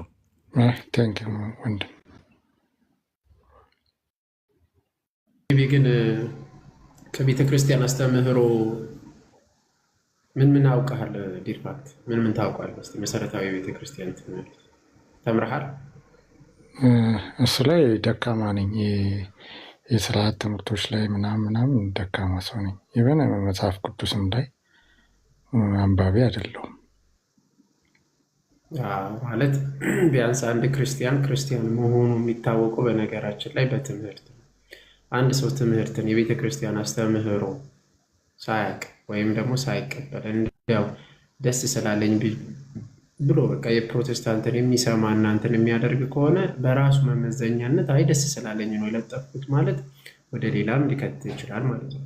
ከምንፍቅና ወደ ምንፍቅና ውስጥም ሊከት ይችላል። ቢኮዝ አስተምህሮቱ ከመጽሐፍ ቅዱስ ነው ማለት በቃ መጽሐፍ ቅዱስ ላይ ስላለ ነው ብቻ አይደለም። ትርጉሙ ምንድን ነው ማለት መጽሐፍ ቅዱስ ውስጥ ስለተቀመጠ ብቻ እነሱ እንዴት ይቀበላሉ፣ አንተ እንዴት ነው የምትቀበለው? ግን አሁን የተጠየቀው ጥያቄ ላይ ክርስቶስ ይከራከራል ወይ ከማን ጋር ከምን ጋር የሚለው ሌላ እንትን ነው። ስለዚህ ዩሀፍቱ ቤተክርስቲያንን ማወቅ አለብን፣ ስለ ስላሴ ማወቅ አለብን፣ ስለ ክርስቶሎጂ ስለ ክርስቶስ ሰው መሆንና እንዴት እንዳዳነን ማወቅ አለብን፣ ስለ ጥምቀት ማወቅ አለብን፣ ስለ ቁርባን ማወቅ አለብን፣ ስለ ዳግም ምጽአት ክርስቶስ ዳግም እንዴት እንደሚመጣ እንዴት ፍርድ እንደሚሰጥ ማወቅ አለብን እና መማር አለብን እባክህ የቤተክርስቲያን ማለት ነው። እና ወንድማችን አኬ ያለ የተወሰነ ይነግርሃል፣ ያስተምርሃል። ወደ አኬው ስንሄድ እሺ። አስተምር አንዳንድ ነገር በለው ስትባል ወደ እኔ ታመጧለህ እንዲ ወይ ፓፓ ምን አልሽኝ? አብራችሁ ነው እንደ የመጣችሁት? የሌለ አሳቀከን እኮ ነገር በለው እያልኩት እኮ ነው። አይ እንትን ነዋ።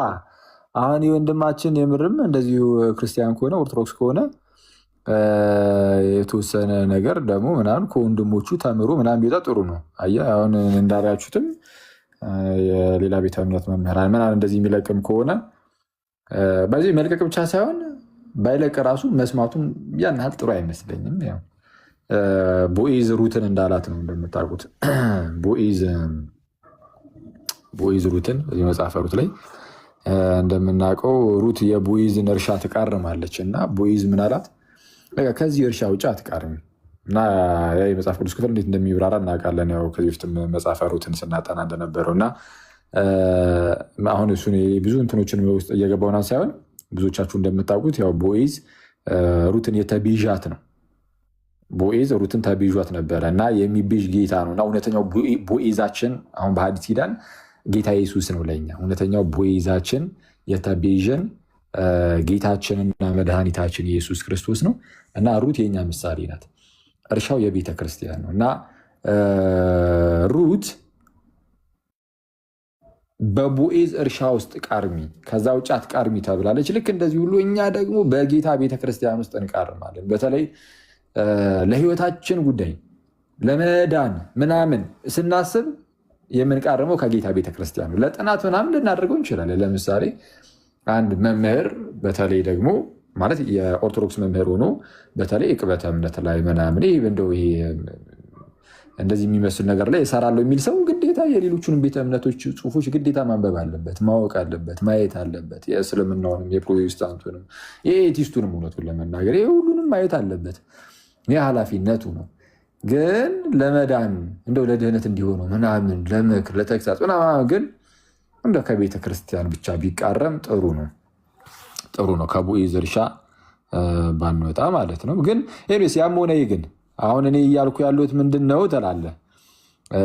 ይህ ወንድማችን አንዳንድ እንደዚህ የተወሰነ እንትን ያለበት ነገር ካለ እንደዚህ የተወሰነ እንደው ለየት ያለ ትምህርት ምናምን በውስጡም ድንገት ካለ ምናምን ነገር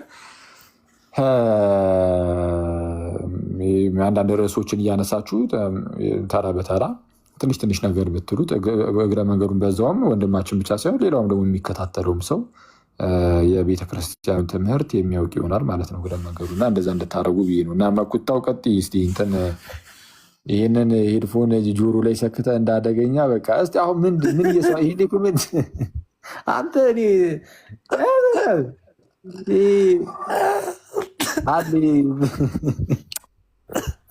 አቡኒ ተይ በእናትህ ምያለው ምንም ላለ ላይቭ ላይ አሁን ተወኝ፣ ጨዋታ ታስመጣብኝ። እሺ እስቲ መቼስ እንግዲህ ምን ይደረጋል እና እስቲ ሂድበት እስቲ ትንሽ ሂድበት። አሁን አይ እንትን ላይ ለምሳሌ ሰምቲንግ የሆነ ነገር እያነበብኩ ነው ለሆነ ነገር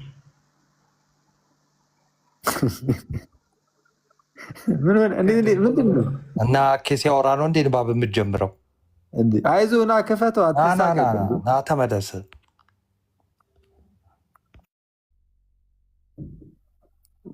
ቀጥል ልጁ ይጠብቃል። በእናቱ አንተ ሰውዬ አሁን ምን አድርግ ነው የምትለው? ቆይ እንዴ አንተ ገብቼ የተወሰነ አወራ ይባላል። እንዲቀደም ልጁን ስታስጨንቁ አልነበር እንዴ? የቤተክርስቲያንን ትምህርት ተማር አልክ። እሺ አስተምሯ የተወሰነ ነገር በለኝ። የቃልን ቪዲዮ ብትሰማ እኮ ትምህርቱላ ትዝ አይልም ነበር።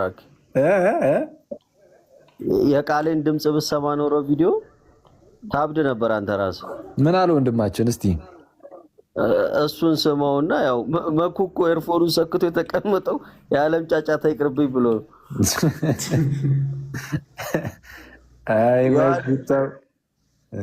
እስኪ ሀሳብ እንዲሰጥበት ትንሽ አድምጠው። አይመስልም?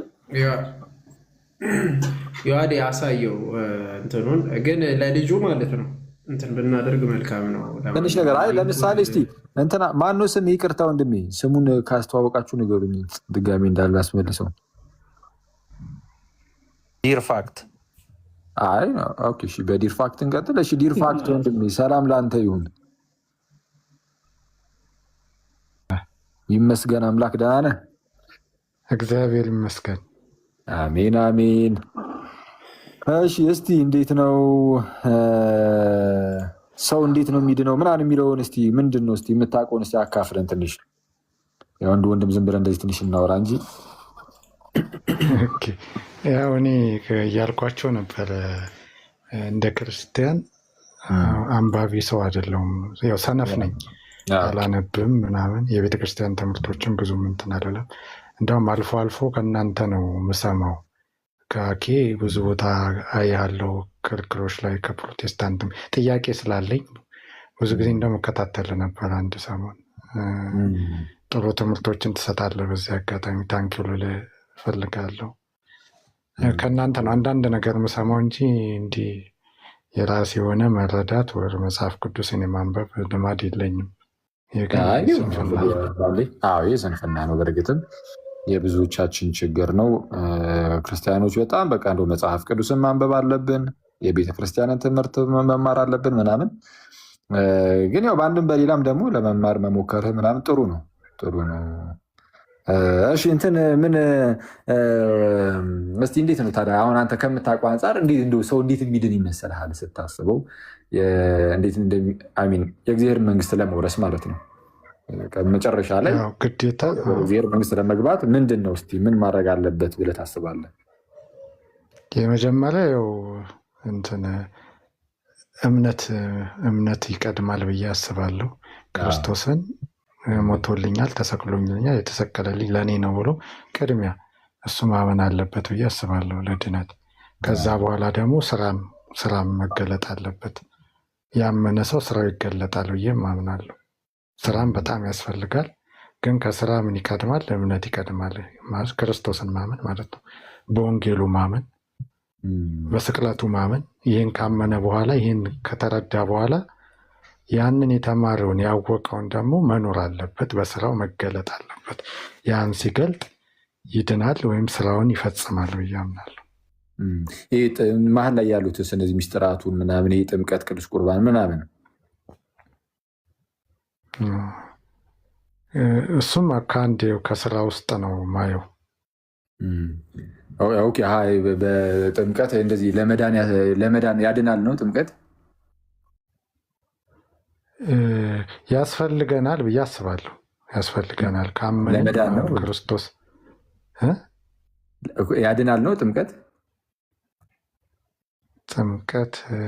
ያድናል።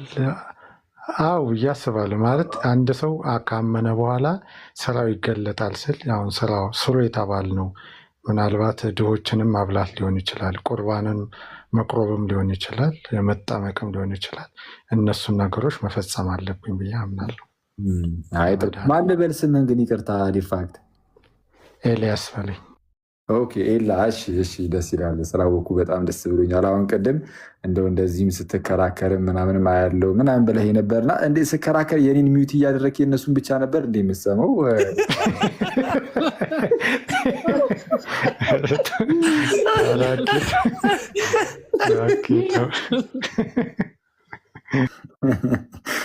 አይ ስቀለድ ነው።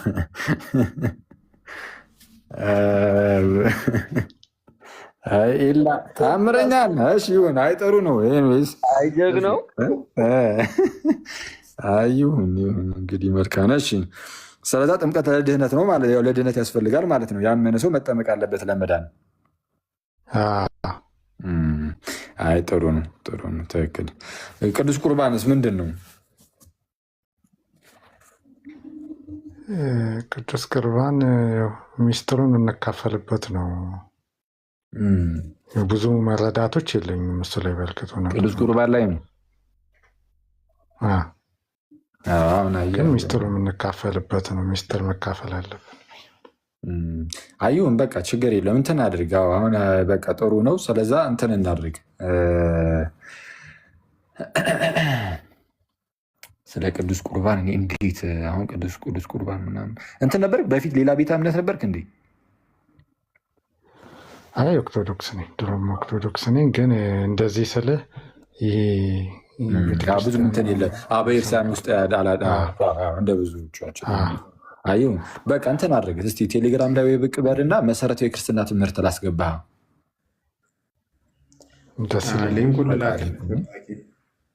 ፕሊስ። መኩ አውራውና እስኪ እንደው መሰረታዊ የክርስትና ትምህርትን ጆይን አድርጉ ይማሩ ወንድማችን። በቃ በውስጥ ሀይ በለኝና ዲር እንትን አደርጋለሁ። ባይ እንዳትለው እንጂ መኩ ሀይ ሲል መኩ አንድ ይህንን ሄድፎን ካደረገችው እኮ መመለሻ የላትም። መስሚያ ተጥሩ እሱን ካረገች ማንንም አሰባ ቻው ነው የምትለው። ይሰማ ለጥፍ ባለው ቻው አለ ሰውዬ። ወይ ጉድ! ይህንን ሚኒት እያደረክ የነሱ ነበር ወይ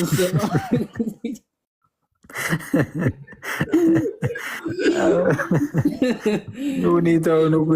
በተመሳሳይ ድምፅ ተሸውደዋል ወንድማችን።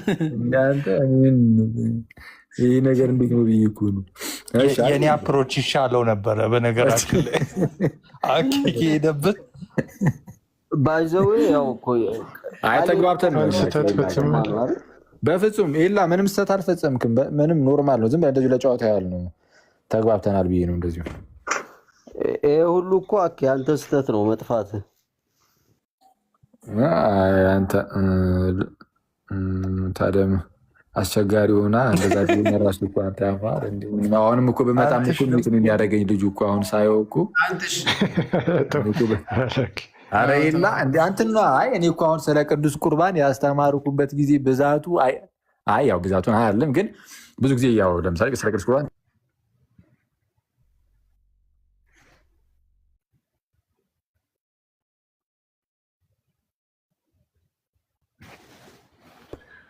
እና እስቲ አሁን ትማራለህ። እስቲ ቆይ እንግዲህ መሰረታዊ ክርስትና ትምህርትን ትፈተናለህ።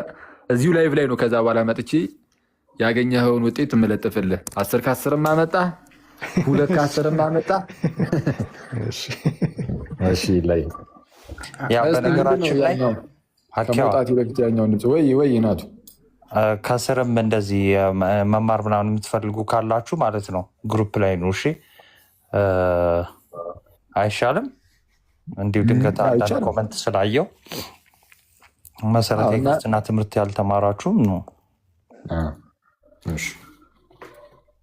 ግሩፑን ንገራቸው ናቱ። የቱን ግሩፕ ነው አያውቁት? የአኬ ላይም እኔም አሁን በቅርብ ጀምራለሁ፣ ግን አኬ ከጨርሰ በኋላ ወይ እኔ እንትን እላለሁ። ይቻላል። የአኬ አክቹዋሊ ምንድን ነው እንትን ነው ኦልሬዲ አንድ ጊዜ ትምህርቱ ተቀምጧል። ከዛ ፈተና ምናምን ይኖራል ወደ ሰከንድ ስቴጅ ለማለፍ። ስለዚህ አንዴ ስለተቀመጠ እዛ ውስጥ አንድ ጊዜ በቃ ኦልሬዲ እንትን ብሏል፣ ኮምፓይል ተደርጓል ትምህርቶቹ። እነሱም ጥሩ ነው። የናቱ ላይም ግቡና ብዙ ጥያቄዎች ይነሳል፣ ብዙ ትምህርቶች አለና የናቱ ላይ ግቡ። ከዛ የእኛ ላይም የአኬ ላይም ግቡ። ሊንኮቹን እልክላችኋለሁ። እሺ እስቲ የቃሌን አሰሙን። ምንድን ነው ይሄ ነገር? ክርስቶስ ኦኬ የቃሌ እሺ እሺ እናቱ ግሩፑን ንገራቸው። እሺ ሐዋርያዊ መልሶች ብላችሁ ሰርች ስታደርጉ ቴሌግራም ላይ ይመጣላችኋል። እሺ የኔ ደግሞ ባዮ ላይ አለ። የኔ ፕሮፋይል ባዮ ውስጥ ማለት ነው። ቄርሎሳውያን ወይም ደግሞ ባዮ ላይ አለ። ቀጥሉ።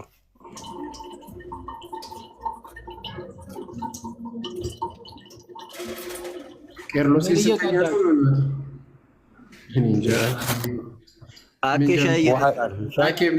ውሃ እየጠጣ ላይ ነው። እየቀዳ ነው። አኬ ሻይ ነው ውሃ ነው እንደዚህ የሚቀዳው? ኧረ እኔ እባክህን ውሃ ጠፍቶ የታንከሩም እያለቀ ስለሆነ በስሱ አድርጌ እየከፈኳት ነው ውሃዋን። እንዴ እቺን በጌታ ስም ሌላ ነገር ኧረ በጌታ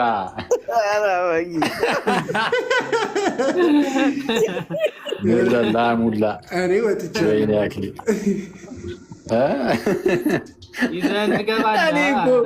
እኔ እኮ ማለት ነው ውሃ እየቀዳ ነው ሻይ ነው ብላችሁ ስትረባረቡ ምን ሆነዋል ልጆቹ? ትዝ ሲለኝ በሻይ አልፌልህ ነበረ። አባስኩ አንተ እንትን ሻይ ነው አትጨርስም እንዴ በለኝ። አቡ በጌታ እኔን የቀዳው ብዬ ይኸው ሻይ ላሳየልህ።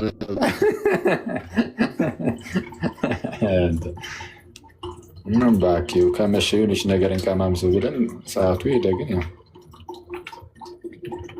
ኧረ ይህን ነገር ማሳየት አለብኝ መሰለኝ። ምርም እንደዛ እንዳይመስል። እሺ እስቲ እንየው። ጌታ በኢየሱስ ክርስቶስ ይሰማል። እስቲ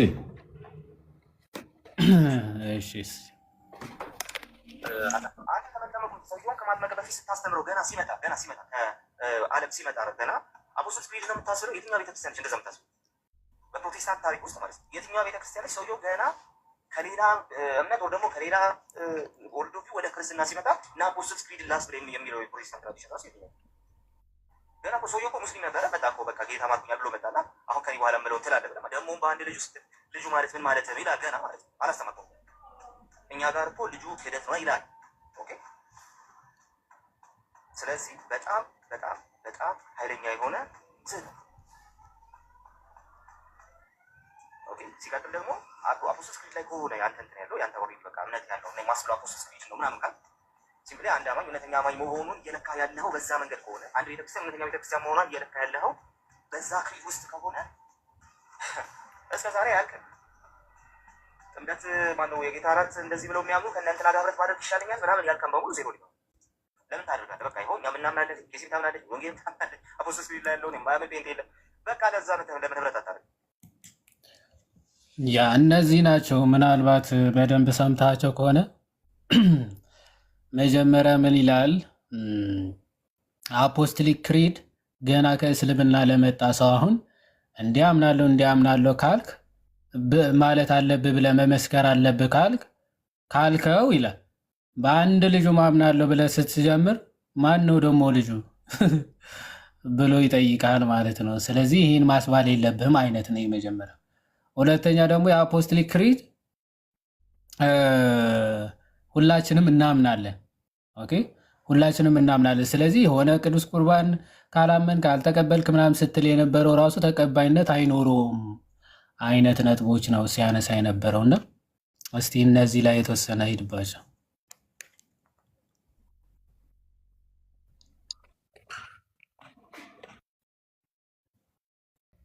እሺ አይ ቲንክ እያለ ያለው እንትን ነው መሰለኝ። ምንድን ነው ቆይ ይሄ ክሪዱን ባለፈው እንትና እነዚህ ስም ሲሉ ነበረ። ክሪዱን ነው መመስከር ያለበት። አንድ ሰው ከሌላ ቤተ እምነት ሲመጣ ወደ ክርስትና ሲመጣ መመስከር ያለበት ኮንፌስ ማድረግ ያለበት ክሪዱን ነው። አንድ ያረ በጌታ ልዋጦ እንዴ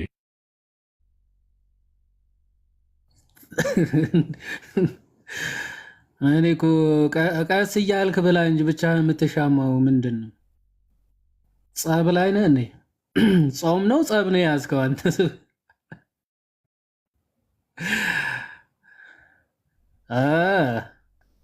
ቅድም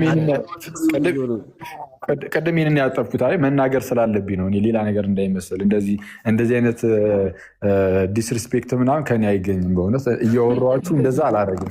ቢያንስ ሚዩት አደርገዋለሁ። ላረገው እችላለሁ፣ ግን ሚዩት አደርገዋለሁ። አይረስተው ማናት ግን አፕል የምታስበላ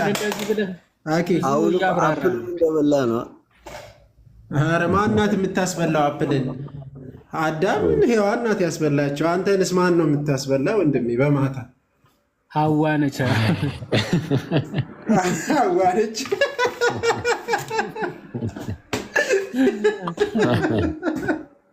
ሐዋ ነች። አይ ደስ ይላል።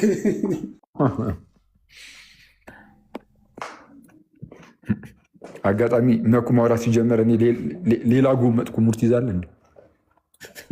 መኩ አይጨርስም ብለህ ነው?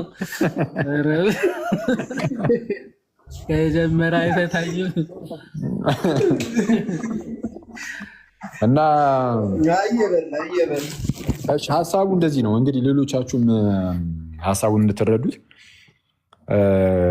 አንደኛው ወንድም ሌላ ሰው ወደ ክርስትና ሲመጣ ክሪድ ማለት ይሄ የእምነት መግለጫውን ይሄ ጥንታዊውን ሁሉን የፈጠረ አንድ አምላክ በሚሆን በእግዚአብሔር አብ እናምናለን የሚለውን እሱን ነው መመስከር ያለበት የሚል ነገርን አስቀመጠ። ይህን ነገር ያስቀመጠው ለምንድን ነው? አይ ቲንክ አንድ ሰው ከእስልምና ወደ ፕሮቴስታንት መጥቻለሁ ብሎ ተናግሮ ልክ እንደ ሙስሊሞች ነው ጴንጤዎቹ ህዝቡን ሻሃዳ የሚያስይዙት። ማለትም ወይም ደግሞ እንግዲህ ጌታን አስቀበል ነው የሚሉት ሙስሊሞቹ ሻሃዳ ሲያዝን ምናምን የሚሉት የተመሳይ ነገር ነው። አንድ ሰው ዝም ብሎ እዚሁ ሚዲያ ላይ አይ በቃ አየር ላይ ክርስትና ተቀበልኩኝ ሊል ይችላል። ማለት በቃ እዚሁ ሚዲያው ላይ እዚሁ ቲክቶክ ላይ ማለት ነው ገስት ላይ ቁጭ ብሎ ሊደን ምናምን ይችላል። እኔ በጣም ነው የሚያስቀኝ በእውነት። ማለት ምንድን ነው የክርስቲያን ታዲያ ጥቅሟ ምኑ ጋር ነው ታዲያ? ማለት የሆነ ፊዚካል የሆነ ፕሬሰንስ ይጠይቃል። ቤተክርስቲያን የምርም ቤተክርስቲያን ተልእኮን ተቀብላለች። ምን እንድታደርግ? እንድታስተምር፣ እንድታጠምቅ። ስለዚህ ሰዎችን የጌታ ደቀ መዛሙርት እንድታደርግ። ቲክቶክ ላይ የጌታ ደቀ መዛሙርት አታደርግም ሰውን። አሁን እኛ ጋር ከፕሮቴስታንት ወደ ክርስትና የመጡ አሉ ብዙ። ግን ደግሞ እዚህ ገዝተ ላይ አምጥተህ እዚህ ጋር አስወጥተህ እንደዚህ በል እንደዚህ በል ምናምን ብለህ በቃ እናንተ ክርስቲያን ሆነሃል፣ ጌታን ተቀብለሃል፣ እንደዚህ የሚባል ነገር አናረግም፣ አንልም፣ አይቻልም። የለም ግዴታ በአካል መገኘት አለበት። ሰውየው በአካል ተገኝቶ ጌታችንና መድኃኒታችን ኢየሱስ ክርስቶስ የሰጠውን ለቤተክርስቲያን የሰጠውን ያንን የአገልግሎት ኃላፊነት ቤተክርስቲያን ተወጣ። ያ ሰውም ያንን ነገር አድርጎ ማለትም ተምሮ ተጠምቆ የእግዚአብሔርን ጸጋ በመካፈል በዛ ውስጥ በቤተክርስቲያን ውስጥ ይጨመራል፣ ከጌታ ጋር እንዲውላል። አይ እንደዚህ አላደርግም ካለ ግን ወደ ቤተ ክርስቲያን አይጨመርም። ዝም ብሎ እዚሁ ቲክቶክ ላይ ያሉ ጀሞች ላይ ሊጨመር ይችላል። ዝም ብሎ እንደዚሁ እንዲሁ ኖርማል እንደ ስጋ ማለት ነው። ግን እውነተኛ የሆነ መንፈሳዊ የሆነ በረከትን ለማግኘትና ከክርስቶስ ጋር አንድነትን ለመመስረት በክርስቶስ በኩል ያለውን ደግሞ የእግዚአብሔር ልጅነትንም ለማግኘት ምናምን ግዴታ ፊዚካሊ ኢንፐርሰን ቤተክርስቲያን ሄዶ ተገኝቶ በአካል ተገኝቶ መጠመቅ አለበት። እና ጴንጤዎቹ ጋር እንደዛ አይደለም። ጌታን መቀበል የሚፈልግ አንድ ቁጥርን ይጻፍ ይላል። እኔ በጣም እኮ ነው የሚያስቀው። ከዛ ምስኪን አንድ ሰው ደግሞ ካለ አሁን ላይ የለም፣ በፊት ነው አንድ ቁጥር ይጽፋል። እሺ ገባ ገስት ላይ ገብተህ የሆነ ወንድም ይህንን በል ስላለ በቃ ጌታን ትቀበላለህ።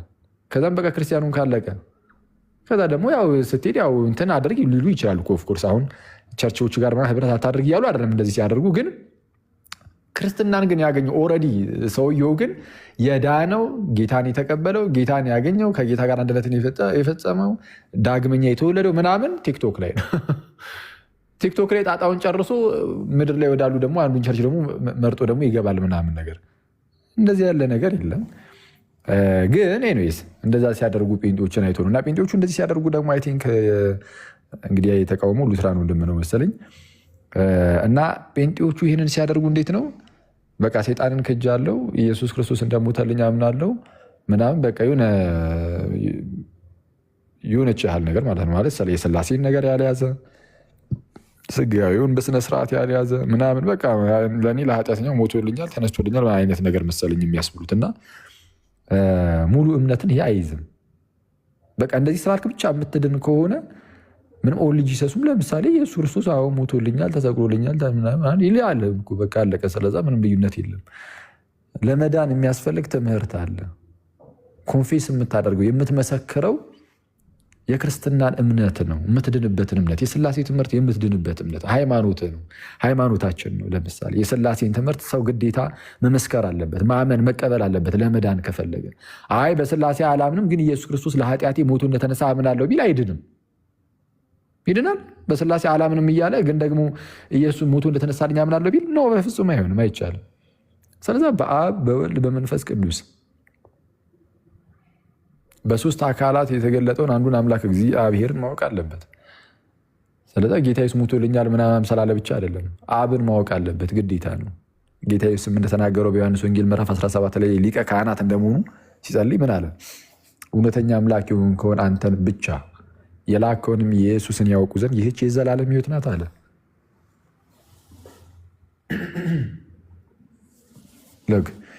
እውነተኛ አምላክ የሆንክ አንተን ብቻ የላከውንም ኢየሱስን ያውቁ ዘንድ ይህች የዘላለም ሕይወት ናት። ስለዚህ አብን ማወቅ የዘላለም ሕይወት ነው። ስለዚህ አብን ማወቅ አለብን።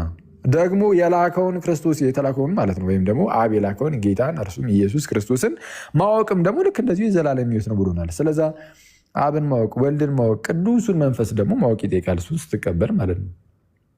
ስለዛ በስላሴ ሳታምን ኢየሱስ ክርስቶስ ሞቶልኛል ተሰቅሎልኛል ምናምን ስላልክ ብቻ ትድናለህ የሚባል እንደዚህ አይነት ነገር የለም። እና ጥሩ ነው። አሁን ያኛው ወንድም ክሪዱን ማለት የእምነት መግለጫው መባል አለበት ማለቱ ጥሩ ነው። ግን አሁን ወንድማችን ቃሌ ግን ያለው አይ ይሄ እንደዚህ ማለት አለበት የሚለው ስህተት ነው እያለ ከሆነ ገና ክርስትና አልገባውም ማለት ነው። እንግዲህ እንደዛ እያለ ከሆነ አይ እኔ እንዲህ ለማለት ፈልጌ ነው ሊል ይችላል። ምናልባት ካለ እሰየው። ግን እውነቱን ለመናገር እኔም በዛ ደረጃ ስለማላን አልጠብቀውም። እንግዲህ ሰው ለመዳን ግዴታ የሚመሰክረው የእምነት መግለጫውን መመስከር አለበት። ካልመሰከረ ምን ዋጋ አለው? ምንም ዋጋ የለውም። ሌላው ግን አይ እንደው መተህ በአንድ ልጁም በኢየሱስ ክርስቶስ እናምናለን ምናምን ነገር ስትለው አይ እንደው ልጁ ምናምን የሚባል ነገር እንዴት መቼ ይወልዳል ይልሃል ምናምን ለተባለው እንደዛ ሊልህ ይችላል። ከእስልምና ስለመጣ ያኛው ሰው ለተባለው እንዴ አሁን እኮ እየተባለ ያለው አስተምህረው ምናምን አምኖ ከዛ በኋላ እየመሰከረ ላለ ሰው ነው እየተነገረ ያለው። ስለዛ ኦልሬዲ አስተምህረዋል። ስለዛ በቃ ይህንን ይመሰክራል። እንዲያማ ካልሆነ እንዴ ጌታ ተሰቅሎልኛል ምናምን ስትለውም እኮ እንዴ ጌታማ እንዴት ይሰቀላል? አልሰቀሉትም አልገደሉትም ነው የሚለው ምናምን ይልሃል። እንደዛማ ከሆነ ይህ ሲጀመር እንዲሁ ለመንቀፍ ያህል ብቻ እንደው ሰውን ብሎ አታክ ለማድረግ ያህል ብቻ ሚዲያ ላይ ወጥተው እየተናገሩ ከሆነ ነው እንጂ ይሄ በጣም ሲምፕል ነገር ነው፣ ቀላል ነገር ነው። የእምነት መግለጫውን መመስከር ብቻውንም ደግሞ ክርስቲያን አያደርግም። የእምነት መግለጫውን መስክረ ግን ደግሞ ወደ ቤተክርስቲያን ሄደህ ካልተጠመቅ ክርስቲያን አትሆንም። ግዴታ መጠመቅ አለብን። ስትጠመቅ በዛ በጥምቀት ውስጥ ጌታን ኢየሱስ ክርስቶስን ታገኘዋለህ። በዛ በጥምቀት ውስጥ እግዚአብሔር አንዳች ታላቅ ስራን ይሰራል በአንተ ህይወት ውስጥ። ምን አይነት ስራን ይሰራል? ከልጁ ከክርስቶስ ጋር አንድ ያደርጋል በቅዱሱ መንፈስ አማካኝነት። ከክርስቶስ ጋር በዛ በጥምቀት ውስጥ አንድ ስትሆን ጌታ የአብ ልጅ ስለሆነ አንተም የእግዚአብሔር ልጅ ትሆናለህ። ኢየሱስ የእግዚአብሔር ልጅ ስለሆነ ከእርሱ ጋር አንድ ስትሆን አንተም በክርስቶስ በኩል የእግዚአብሔር ልጅ ትሆናለህ። ኢየሱስ የአብርሃም ዘር ስለሆነ አንተም በኢየሱስ በኩል የአብርሃም ዘር ትሆናለህ። ስለዚህም እንደ ተስፋው ቃል ምን ትሆናለህ? የአብርሃም ዘር ከሆንክ ወራሽ ትሆናለህ። ለእርሱና ለዘሩ እንደሚወርሱ ቃል ተገብተዋል እና እንደ ተስፋው ቃል ወራሽ ትሆናለህ። ይህን የምታገኘው ቲክቶክ ላይ የሃይማኖት መግለጫውን ስለተናገርክም አይደለም። ጥምቀት ግዴታ በአካል ተገኝተ የጸጋ መካፈያዎቹን ሚስጥራትን መካፈል አለብህ። ከቅዱስ ሚስጥር እየተካፈልክ ደግሞ ትቆያለህ ማለት ነው። እና የዚህን ያህል ካልን በቂ ነው ለእኔ። እናንተ ሄዱበት።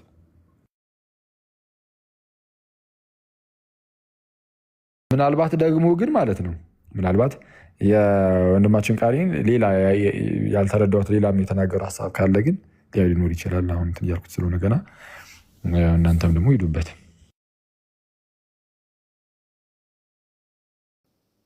ወይ ዮሐድ ያኛውን ደግሞ ሀሳብ ታሳየዋለህ። የዛኛው ልጅ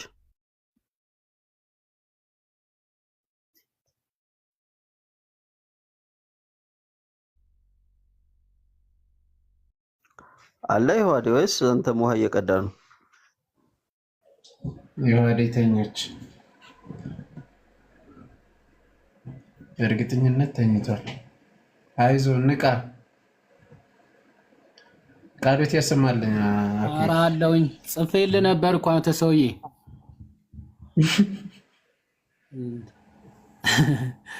እየሰማሁ የሆነ እንትን እየሰራው ነበር። ቃሎት ያሰማልን። አይ ፖይንቱን አግኝተዋል፣ ግን ያለው ምንድን ነው? ምንም ሳትሰማ ቃሎት ያሰማልን ትላለህ? እንዲህ ሰምቻለሁ፣ ሩቅ ስለነበርኩኝ ነው። ፖይንቱ ግን አሁን እንዳልከው አሁን አፖስቶሊክ ክሪድ አሁን አምኖ በጌታ አምኛለሁ ብሎ ከመጣ በኋላ ነው የሚለው አንድ ሙስሊም። ኦኬ በአንድ ልጁም ብለህ ስታስመከ ደግሞ ልጁ ማን ነው ብለው ነው የሚመጣው። ስለዚህ ይሄን ሰው ለመጠመቅ እንግዲህ ለመጠመቅ ኮንፌስ ማድረግ ያለበት ይህንን ነገር ነው ብሎ እየተናገረ አምኛለሁ ካለ ማመን ያለበት እነዚህ ሁሉ ነው እንዴ? ስለ ትንሣኤውስ፣ ስለ ነገረ ሥላሴ፣ ስለ ጥምቀት፣ ስለ ስጋዊ እነዚህ ነገሮችስ ኮንፌስ ማለት ሳያምን ዝም ብሎ ሞቶልሃል፣ ተነስቶልሃል፣ ጌታ ነው ብለህ ብቻ ኮንፌስ ማድረጉ ትክክል አይደለም። ጥንታዊቷ ቤተክርስቲያን ስታደርግ የነበረው አንድ ሰው አምኛለሁ ካለ ማመን ያለበት ዘሆል ቲንግ ነው የእሱ ኮንሴፕት። አፖስቶሊክ ክሪድ ላይ እንደተነገረው በስላሴ አምናለሁ፣ በስጋዊ አምናለሁ፣ ከድንግል እንደተወለደ እንደሞተ እንደተነሳ አምናለሁ የሚለውን ጨምሮ ከዛ ደግሞ ዳግም ለፍርድ እንደሚመጣ ጭምር ይሄን ሁሉ በቤተ ክርስቲያን እንዴ ነገረ ቤተ ክርስቲያን ሙሉ አምናለሁ ብሎ መመስከር መቻል አለበት ነው የእሱ ኮንሴፕት፣ የብራዘር ዴቭ ማለት ነው።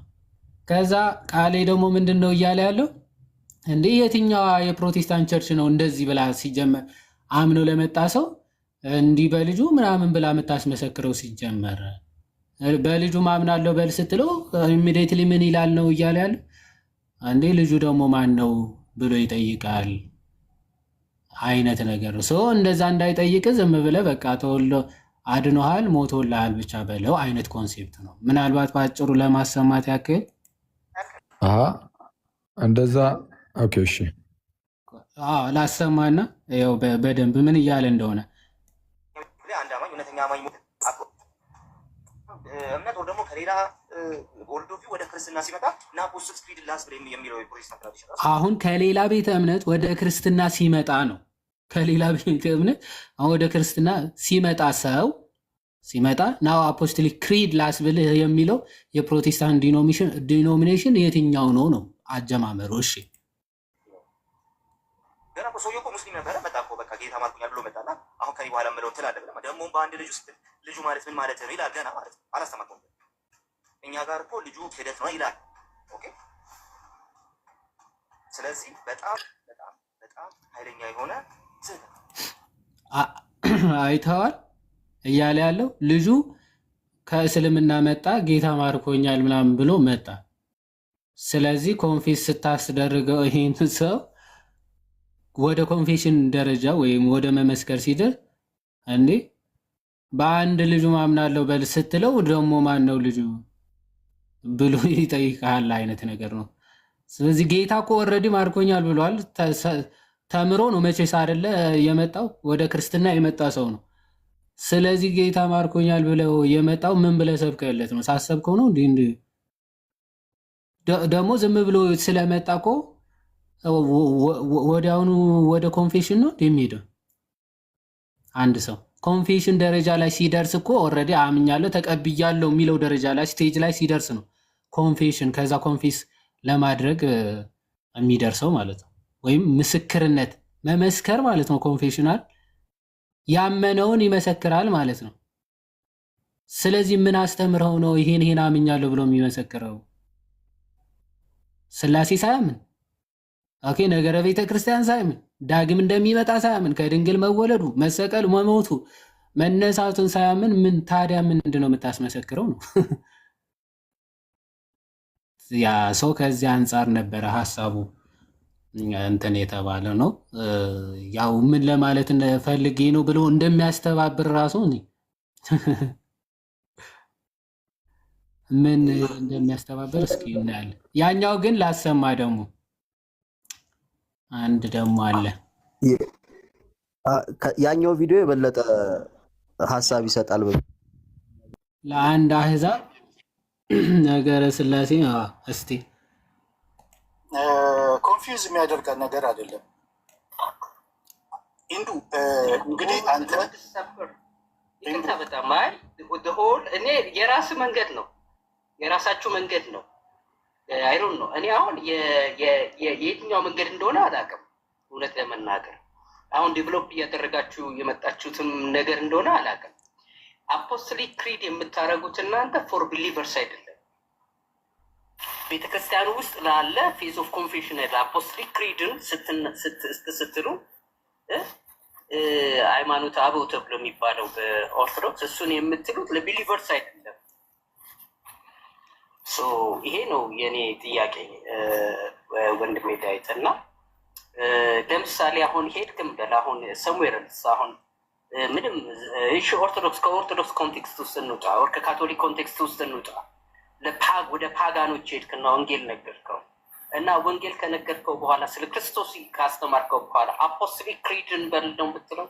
ሆል ትሪኒቲ ኮምፕሌክስ የሆነውን የትሪኒቲን ጉዳይ ነው አብራርተህ ጌታ እንዲቀበል የምታደርገው። እስቲል ኮንፊውዝ እኮ የሚያደርግ ነገር ነው። ዴቭ የምታወራው ነገር በጣም ይቅርታ። ኦኬ ይሄን ሰምተዋል? ምን እንዳለ አንድ ሰው ወንጌልን ሰበክለት፣ ጌታ እንዲቀበል አደረገው። ከዛ የትሪኒቲ ኮምፕሌክስ የሆኑ ነገሮች ሰብከ ነው ወይ ጌታ እንዲቀበል የምታደርገው? አንድ ሰው አንድ ከአሕዛብ የመጣ ሰው የትሪኒቲን ኮምፕሌክስ የሆኑ ነገሮችን አስረድተ እንዴት ነው ጌታ ተቀበል ራሱ የምትለው አይነት ነገር ነው እያለ ያለ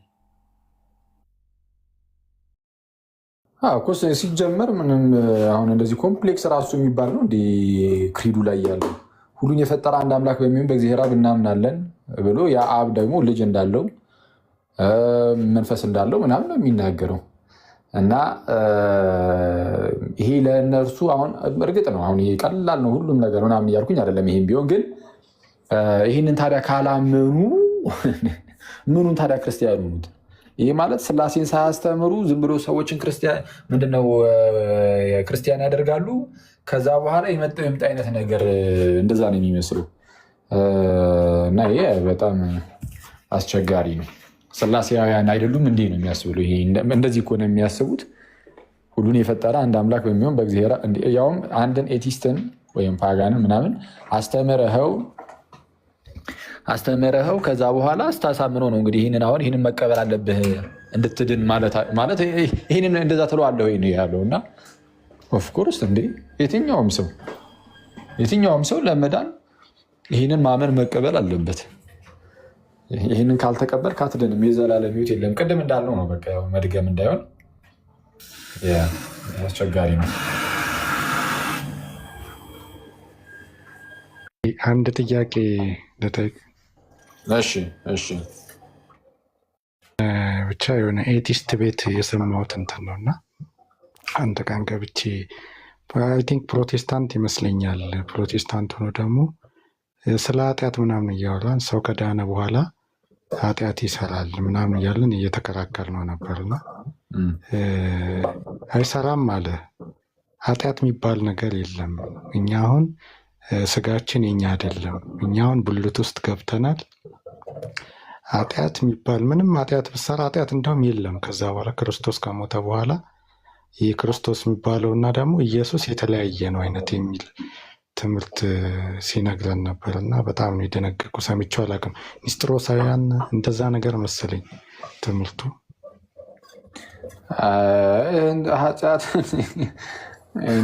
እንደዚህ አይነቶቹ ዝም ብሎ መጽሐፍ ቅዱስን ሙሉ በሙሉ የካዱ መንፈስ ነን አይነት እነሱ በቃ እንደዛ የሚሉ ከሆነ በቃ እነዚህ መጽሐፍ ቅዱስን ሙሉ በሙሉ በጣም የካዱ ሰዎች ናቸው። ምክንያቱም መጽሐፍ ቅዱስ በተደጋጋሚ እንግዲህ ኃጢአትን አታድርጉ የሚለው እኮ የምርም ኃጢአት ስለሚደረግ እንጂ እንዲሁ አይደለም። ከዝሙት ሽሹ የሚለው ዝሙትን ስለሚደረግ፣ ስጋችን የኛ አይደለም ይላል። ስጋችን የእግዚአብሔር ማደሪያ ነው ተብሏል። በእኛ የሚኖረው የራሱ የጌታ ስጋ ነው ተብሏል። ለምሳሌ እንደ ቆሮንቶስ ምዕራፍ 6 አካባቢ ላይ ይሄ ነገር ተነግሯል። ግን እዛው ጋር ግን ምን ይላል? የጌታ ስጋ ብሎ ራሱ የተናገረበት ምክንያት ምን ነበረ? ከጋለሞታ ጋር ወይም ጋለሞታ ማለት ፕሮስቲቲዩት ማለት ነው። ፕሮስቲቲዩት የሆነች ሴት ከእንደዚህ አይነት ሴቶች ጋር አትውጡ ይልና ማለት እንደዚህ አይነት የሆነ አደልትረስ የሆነ ነገር ውስጥ አትግቡ፣ ግንኙነት አትፈጽሙ ከእንደዚህ አይነት ሰው ጋር። የእሷ መሆኑ አይደለም ግን በቃ ወደ ዝሙት ምናምን ወደ እንደዚህ አይነት ቦታ ሰዎች ይሄዱ ስለነበረ ከእሷ ጋር ሄደ ዝሙት ስትፈጽም ሴክሹዋል በሆኑ ነገር ውስጥ አንድነት ይፈጠራል። አንድነት ስለሚፈጠር የጌታን ስጋ ሄደ የማን ስጋ ታደርጓለህ? የጋለሞታ ስጋ ታደርጓለህ። ከእሷ ጋር በዝሙት ስትተባበር የጋለሞታ ስጋ ይሆናል ስጋ። የጌታን ስጋ እንዴት የጋለሞታ ስጋ ታደርጓለህ ይላል። አሁን የእኛ ስጋ የጌታ ስጋ ነው ካልክ በኋላ ራሱ በኃጢአት የጌታን ስጋ እንደዚህ ልትበክል ትችላለህ። ስለዚህ ምን ይላል? ምን አለ እግዚአብሔር? ከዝሙት ሽሹ። ሰው የሚያደርገው ኃጢአት ሁሉ ከገዛ ስጋ ውጭ ነው ይልና ዝሙትን የሚፈጽም ሰው ግን በራሱ በስጋው ላይ ይፈጽማል ይላል። ዝሙትን ይፈጽም በምን? በራሱ በስጋው ላይ። አየህ፣ ለምሳሌ መግደል ቢሆን፣ መዋሸት ቢሆን፣ ምቀኝነት ቢሆን፣ ምን ቢሆን ሌላ ሰው ላይ ነው እነዚህ ነገሮች ሁሉ የምታደርጉ። ዝሙት ሲሆን ግን ስጋህን ነው ስጋህን የራስህ ስጋ ላይ ኃጢአትን ታደርጋለህ። ስለዛ ኃጢአት አለ ኦፍኮርስ እና እነዚህ ዝም ብለው በጣም ከመጽሐፍ ቅዱስ ሀሳብ የወጡ ሰዎች ነው የሚሆኑት እንጂ ኃጢአት አለ። ክርስቲያኖች ኃጢአትን ማድረግ የለባቸውም። መጽሐፍ ቅዱስም ይናገራል። ልጆቹ ኃጢአትን እንዳታደርጉ ይህን እጽፍላችኋለሁ ብሏል። ዮሐንስም በመጀመሪያ መልእክቱ ምዕራፍ 2 ቁጥር 1 ላይ ኃጢአትን እንዳታደርጉ ይህን እጽፍላችኋለሁ ይልና ግን ኃጢአትን ብናደርግስ ግን ያው ስለምናደርግ ማለት ነው ስለምናደርግ እዛው ጋር ማንም ኃጢአትን ቢያደርግ ግን ይላል እዛው ጋር ስለ ኃጢአትን እናደርጋለን። ማንም ኃጢአትን ቢያደርግ ግን ተስፋ የለውም። አያችሁ፣ ማንም ኃጢአትን ቢያደርግ ግን ተስፋ የለውም። በቃ ሞቶ ይቀራል አይልም። እንደዛ አይልም። ኃጢአትን ብናደርግም ኃጢአት ማድረግ የለብንም። ግን ብናደርግም ግን ተስፋ አለን። ስለዛ ምን ይላል? ማንም ኃጢአትን እንዳያደርግ እጽፍላችኋለሁ ልጆቼ ሆይ ይላቸውና ማንም ኃጢአትን ቢያደርግ ግን አይዟችሁ ተስፋ እንዳትቆርጡ ነው። ከአብ ዘንድ ጠበቃ አለን፣ እርሱም ጻድቅ የሆነው ክርስቶስ ኢየሱስ ነው። እርሱም የኃጢአታችን ማስተሰሪያ ነው። ለኃጢአታችን ብቻ ደግሞ አይደለም ለዓለም ሁሉ ኃጢአት እንጂ ብሎ ይናገራል። ስለዚ ኃጢአትን ክርስቲያኖች አታድርጉ፣ ማድረግ የለብንም። በቃ ክርስቲያን ከሆንን ኃጢአት በፍጹም በቃ ኃጢአት ማድረግ የለብንም። ግን አሁን አያችሁ የለብንም ማለት አናደርግም ማለት እኮ አይደለም። ለዛ ነው አሁን ዮሐንስም ኃጢአትን አታድርጉ አለ። ግን ማንም ከእናንተ መካከል ኃጢአትን የሚያደርግ ሰው ቢኖር ግን ይላል ደግሞ እዛው ጋር መለስ አድርጉ። ስለዛ ሰው ኃጢአትን ሊያደርግ ይችላል፣ በኃጢአት ሊወድቅ ይችላል። ማንም ሰው ኃጢአትን ማድረግ የለበትም እንዳትረሱ፣ ልናደርግ አይገባንም። ይህ ማንም ግን ኃጢአትን ቢያደርግ የምትለዋ ቃል ለእኛ ፈቃድ የምትሰጥ እንዳትሆን ኃጢአት ለመስራት ዮሐንስ ሲጽፈው እኛ ኃጢአትን እንድንሰራ ፈቃድን እንደዛ እየሰጠ አይደለም፣ እንደዛ አስቦ አልጻፈም። ስለዛ እንደነዚህ አይነት የመጽሐፍ ቅዱስ ክፍሎች እኛ ኃጢአት እንድንሰራ ፈቃድን የሚሰጡ አይደሉም። ስለዛ ክርስቲያን ጌታውን ማሳዘን የለበትም፣ ከኃጢአት ርቆ መኖር አለበት። ግን ደግሞ ደካሞች ነን በተመሳሳይ ሰዓት ገና እንደው ፍጽምና ላይ አልደረስንም። ገና እንደው ይሄኛው ስጋችን ግሎሪፋይድ ሆኖ የከበረ ስጋ ሆኖ ገና አልተነሳንም። ያኔ ፍጹም ሆነን ምንም ኃጢአትን አንሰራም። አሁን ግን በዚህ በደካማው ስጋ እስካለን ድረስ ሰው ይወድቃል ደግሞ ይነሳል። ስለዛ ስንወድቅ ግን ኃጢአት ሰርተን ስንወድቅ ግን ተስፋ ቆርጠን በዛው ጭልምልም ብሎብን እንዳንጠፋ ምን አለ?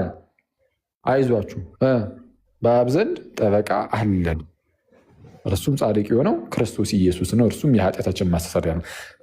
የኃጢአታችን ብቻ ደግሞ አይደለም፣ ለዓለም ሁሉ የኃጢአት ማስተሰሪያ ነው።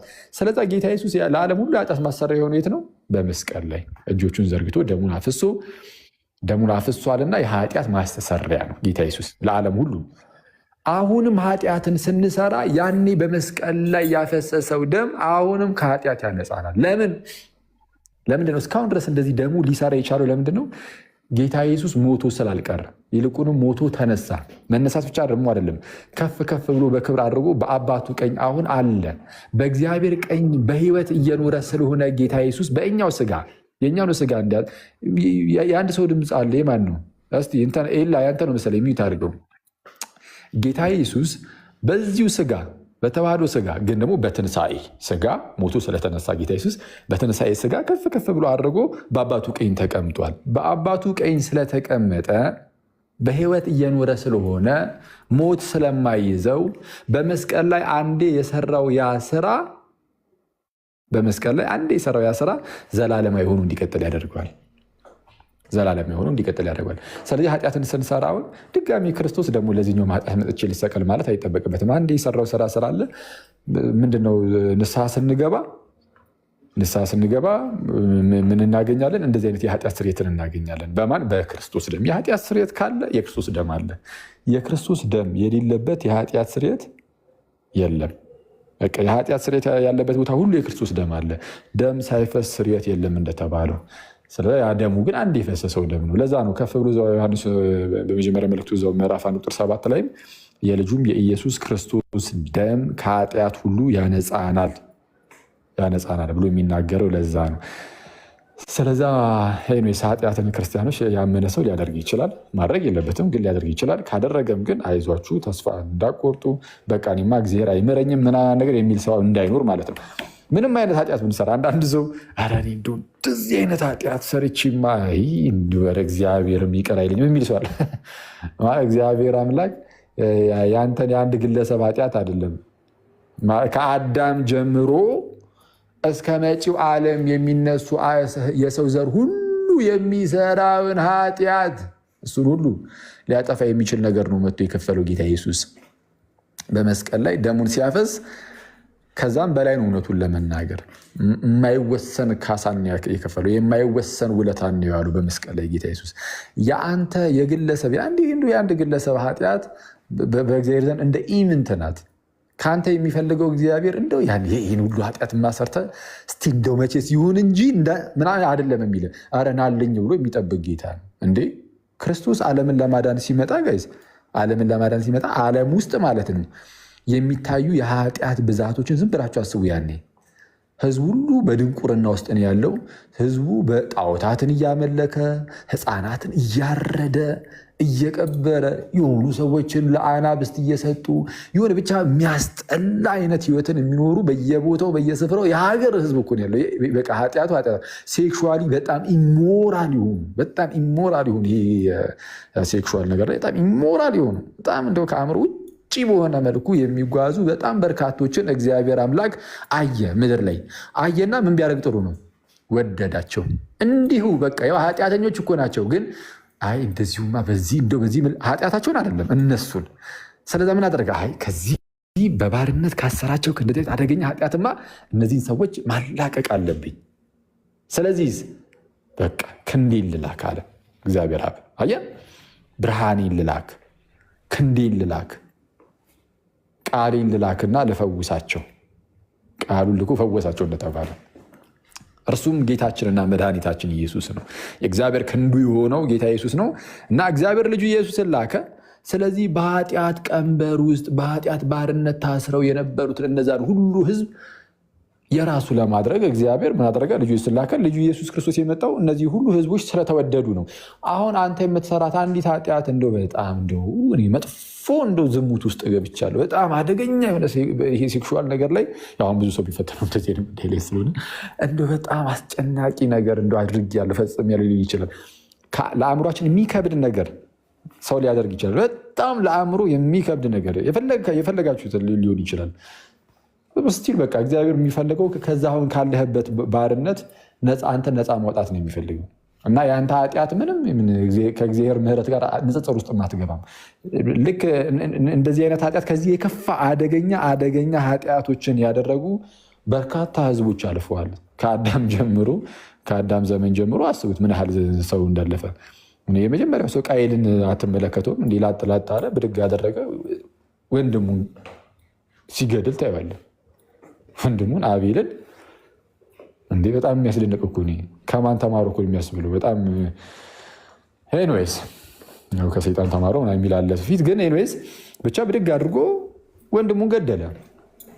አንዴ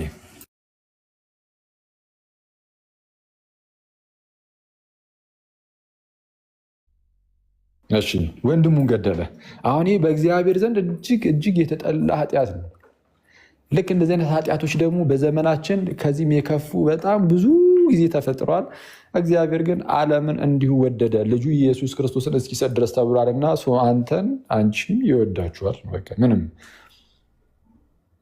ለምን ነፍስ አታጠፋም? ነፍስ አጥፋ እየተባለ አይደለም። ለምን ነፍስ ያጠፋ ሰው አይኖርም? ምንም ያደረገ ሰው ለምን አይኖርም? ግን እርሱን ግን እግዚአብሔር ይወደዋል። እንዲህ ያለ ነገር ቢያደርግ የዚህ ሀገር መንግስት ምን ያደርገዋል? ያስረዋል። ትክክል ነው፣ መታሰርም አለበት። የሀገሩ መንግስት ያስራል። ግን እግዚአብሔር አምላክ ግን ንስሐ ገብተህ ብትመጣ ግን ይምርሃል። ተጸጽተህበት ብትመጣ ምንም አይነት ነገርን ምንም አይነት ኃጢአት ነው። ስለዛ የሆነ አንዳንድ ጊዜ የኔ ኃጢአት ብዙ ነው ምናምን ብላችሁ ወደኋላ ባክ አታድርጉ። ወይ እዛው እኔ እንደው ወደ እግዚአብሔር ብቀርብም አንዳንድ ሰው ደግሞ ምን ይላል? በጣም በቃ የኃጢአት ሱስ ሆኖብኛል ወደ እግዚአብሔር ልመለስ ብለህ ራሱ እኔ ማቆም የሚችል አይመስለኝም ይሄንን ኃጢአት ነው። ኧረ አይባልም፣ ይሄ ራሱ አይባልም ጋይስ። የፈለገ ጋይስ ሱስ የሆነ ኃጢአት ቢኖርብን ወደ እግዚአብሔር ከመምጣት ሊይዘን አይገባም። የፈጠነ እዛው ጉዳይ ላይ እዛ ሱስ ሆነብን የምትሉት ኃጢአት ላይ ንስሐ ገብታችሁ ቶሎ ብላችሁ ያንን ኃጢአት ከመስራታችሁ በፊት ከቅዱስ ሚስጥር ትካፈላላችሁ። እየጸለያችሁ ከዛ ለእንትን ለማለት ለመሸሽ ትሞክራላችሁ። ስትሞክሩ ብቻችሁን አይደላችሁም። ከቅዱስ ሚስጥር ስትካፈሉ ጌታ በእናንተ ይኖራል፣ እናንተም በጌታ። ስለዚህም የእግዚአብሔርን ጸጋ ስለምትካፈሉ ጌታ ከእናንተ ጋር ሆኖ ስለ እናንተ ክርስቶስ ይዋጋል። በዚህ ውስጥ ምናልባት ስታችሁ ግን ልትወርቁ ምናልባት ትችላላችሁ። በአንዴ ፐርፌክት አትሆንም። ድንገት ስተህ ብትወድቅ ቶሎ ብለህ ደግሞ አሁንም ንስሐ ትገባና ከቅዱስ ቁርባን የፈለገውን ያህል ጊዜ ብትሳሳቱ ወደኋላ ማለት የለም። የፈለገውን ጊዜ 1000 ጊዜ ብትሳሳቱ 1000 ጊዜ ተነሱ ጋይዝ። 1000 ጊዜ ብንሳሳት 1000 ጊዜ እንነሳለን። ወድቀን መገኘት የለብንም። ባለፈው እንደውም ቪዲዮ እዛ ለቅቄ የላችሁ ነበር አይደል? ቴሌግራም ላይ የሆነች አጭር ቪዲዮ ምን የምትል ቪዲዮ ነበረች። አንድ ወጣት አንድ ወንድም አንድን አባት አንድን የበረሃ አባት ማለት ነው እንደዛ ነገር ኤኒዌይስ ይጠይቃቸዋል። ምን ብሎ ጠይቃቸው? አባ ወደኩኝ ምን ላድርግ አላቸው። እሳቸውም በቃ ተነስ ማለት በንስሐ ማለት በንስሐ ተመለስ፣ ተነስ። እሺ ደግሜ ብትበደልም ድጋሚ ተነስ። እንዴ አሁንም ብበደልም? አዎ አሁንም። እንዴ እስከ መቼ ድረስ አላቸው። ኢማጅን ሁሌ ብትወድቅ ሁሌ ልትነሳ። አሁን ሰይጣን እንደዚህ እንትን ይልሃል፣ ተስፋ ያስቆርጣል። በቃ ምንም ተሻሽዬ ማልሻሻል ነገር ምን ይሰራልኛል? በቃ እንዲሁም እርግፍ አድርጌ ቆይ በቃ ዝም ብዬ በቃ ይሄ ነገር ራሱ እግዚአብሔር እስኪቀይረኝ ድረስ ትላለህ። አይተዋል። ከእግዚአብሔር ራቅ ብለህ እኮ ነው እግዚአብሔር እንዲቀይርህ። ታዲያ ከእግዚአብሔር ጋር አንድ ሳትሆን ከእግዚአብሔር ጋር ህብረት ወደ እግዚአብሔር ሳትመለስ እንዴት አድርጎ ይቀይራል? ዝም ብሎ እንደዛ ያስብልሃል ሰይጣን። ሰይጣኑ እንደዚህ የሚያስብልህ ካስባለን ባይዘ እግዚአብሔር ራሱ በቃ ይቀይረኝ የሆነ ነገር እንትን ብሎ እንጂ እንደዚህ አይሆንልኝም እኔ ምናምን ርቀህ ከተቀመጥክ ሰይጣን በቃ በእሱ ቁጥጥር ስር አውሎ የእርሱ ባሪያው አድርጎ ያኖራል። የኃጢአት ባሪያ ትሆናለህ። ኃጢአት የሚገዛ ኢየሱስ ሳይሆን ንጉስህ ኃጢአት ነው ንጉስ የሚሆንብህ አንተ ላይ እና እንደዛ ሆነ መኖር የለብም። ስለዚህ ምንድነው ያሉት እኛ አባት? ስትወድቅ ተነስ፣ ስትወድቅ ተነስ፣ ስትወድቅ ተነስ። እስከ መቼ? ሙሉ በሙሉ በሞት እስክትወሰድ ድረስ። አየህ ሞት ይመጣል አይደል? እንሞታለን ሁላችንም። ሞት ሲመጣ ጋይዝ፣ ሞት ሲመጣ ኃጢአት ውስጥ ሆነን ከሆነ ሞት የመጣው ወይም የምንሞተው ንስሐ ሳንገባ እዛው ኃጢአት ውስጥ ሆነን ከሆነ ንስሐ አልገባንም ማለት ወደ እግዚአብሔር አልተመለስንም ማለት ነው። በሌላ አማርኛ ከእግዚአብሔር ርቀን ነበርን ማለት ነው። ከእግዚአብሔር ርቀን በነበርንበት ሰዓት ብንሞት በቃ እዛው ከእግዚአብሔር ርቀን ነው የምንቀረው። ስለዛ ሞት ሲመጣ በእግዚአብሔር እቅፍ ውስጥ ነው ሊያገኘን የሚገባው። አየህ ሞት ሲመጣ የት ነው ሊያገኘን የሚገባው?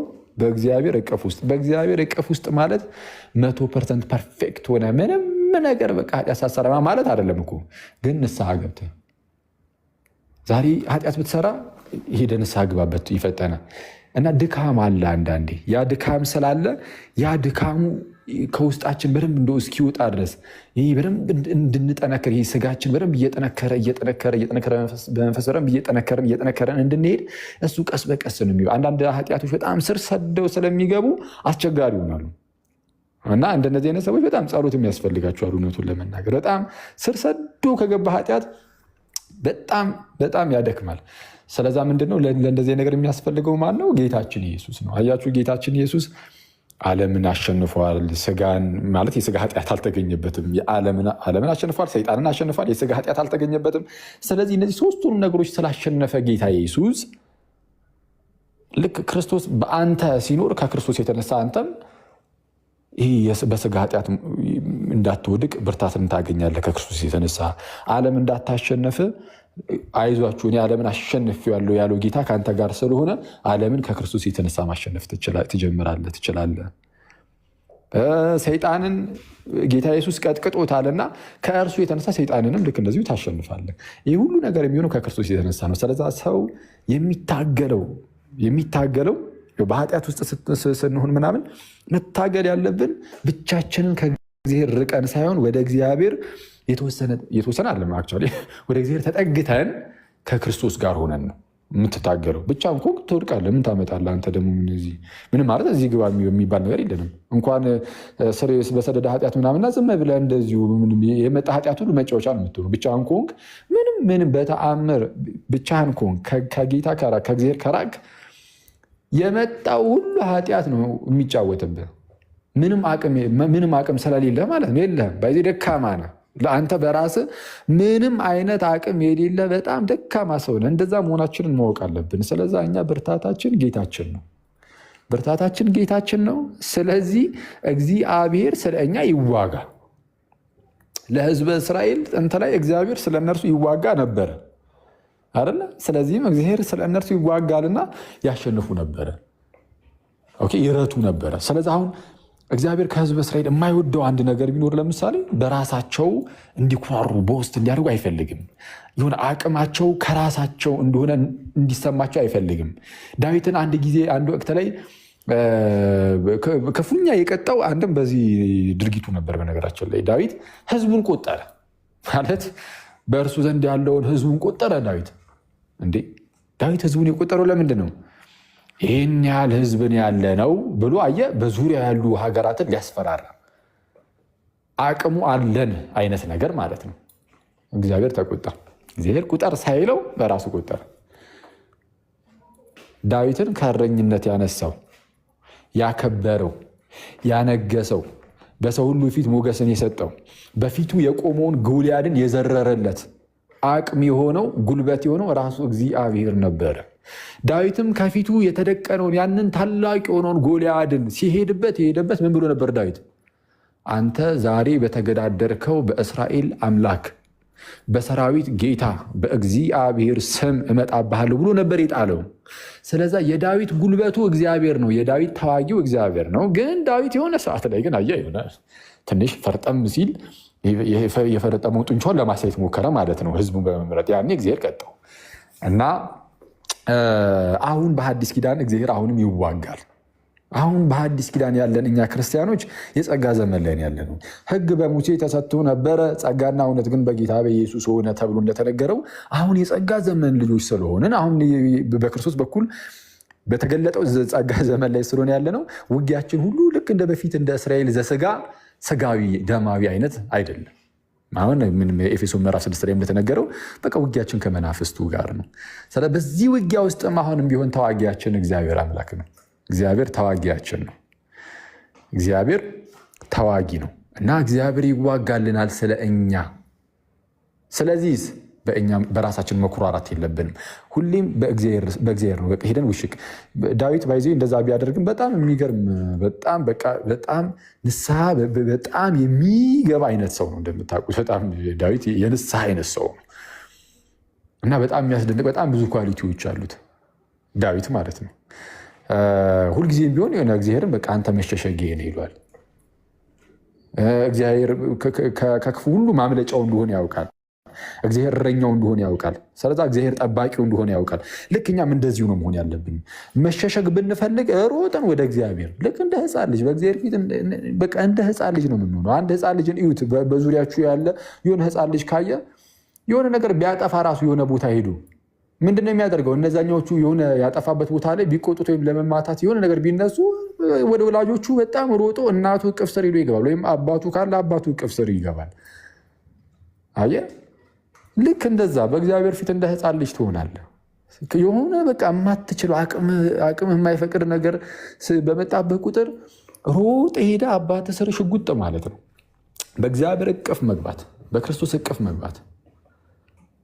ያኔ እንግዲህ ከእግዚአብሔር እቅፍ ፈልቅቆ እና የእግዚአብሔርን እጅ ፈልቅቆ ከእግዚአብሔር እጅ አንተን አውጥቶ ማጥቃት የሚችል ካለ ያድርገው። ግን ማንም አይችልም። ማን የእግዚአብሔርን እጅ ፈልቅቆ አንተን አሁን ከአባትህ እቅፍ ማውጣት የሚችለው? ማንም አይችልም። ምን ካላደረክ በስተቀር አንተ ራስህ ከአባትህ እቅፍ ኮብልለህ ካልወጣህ በስተቀር ማለት ነው። አየህ፣ ኮብልለህ ካልወጣህ በስተቀር። ስለዚህ ምንድን ነው የሚያደርገው? አያችሁ፣ ሰይጣን መጥቶ እግዚአብሔርን እጁን ፈልቅቆ እናንተን ማውጣት ስለማይችል ራቅ ብሎ ትርኢት ያሳያችኋል። እናንተ ምን ያደርጋል?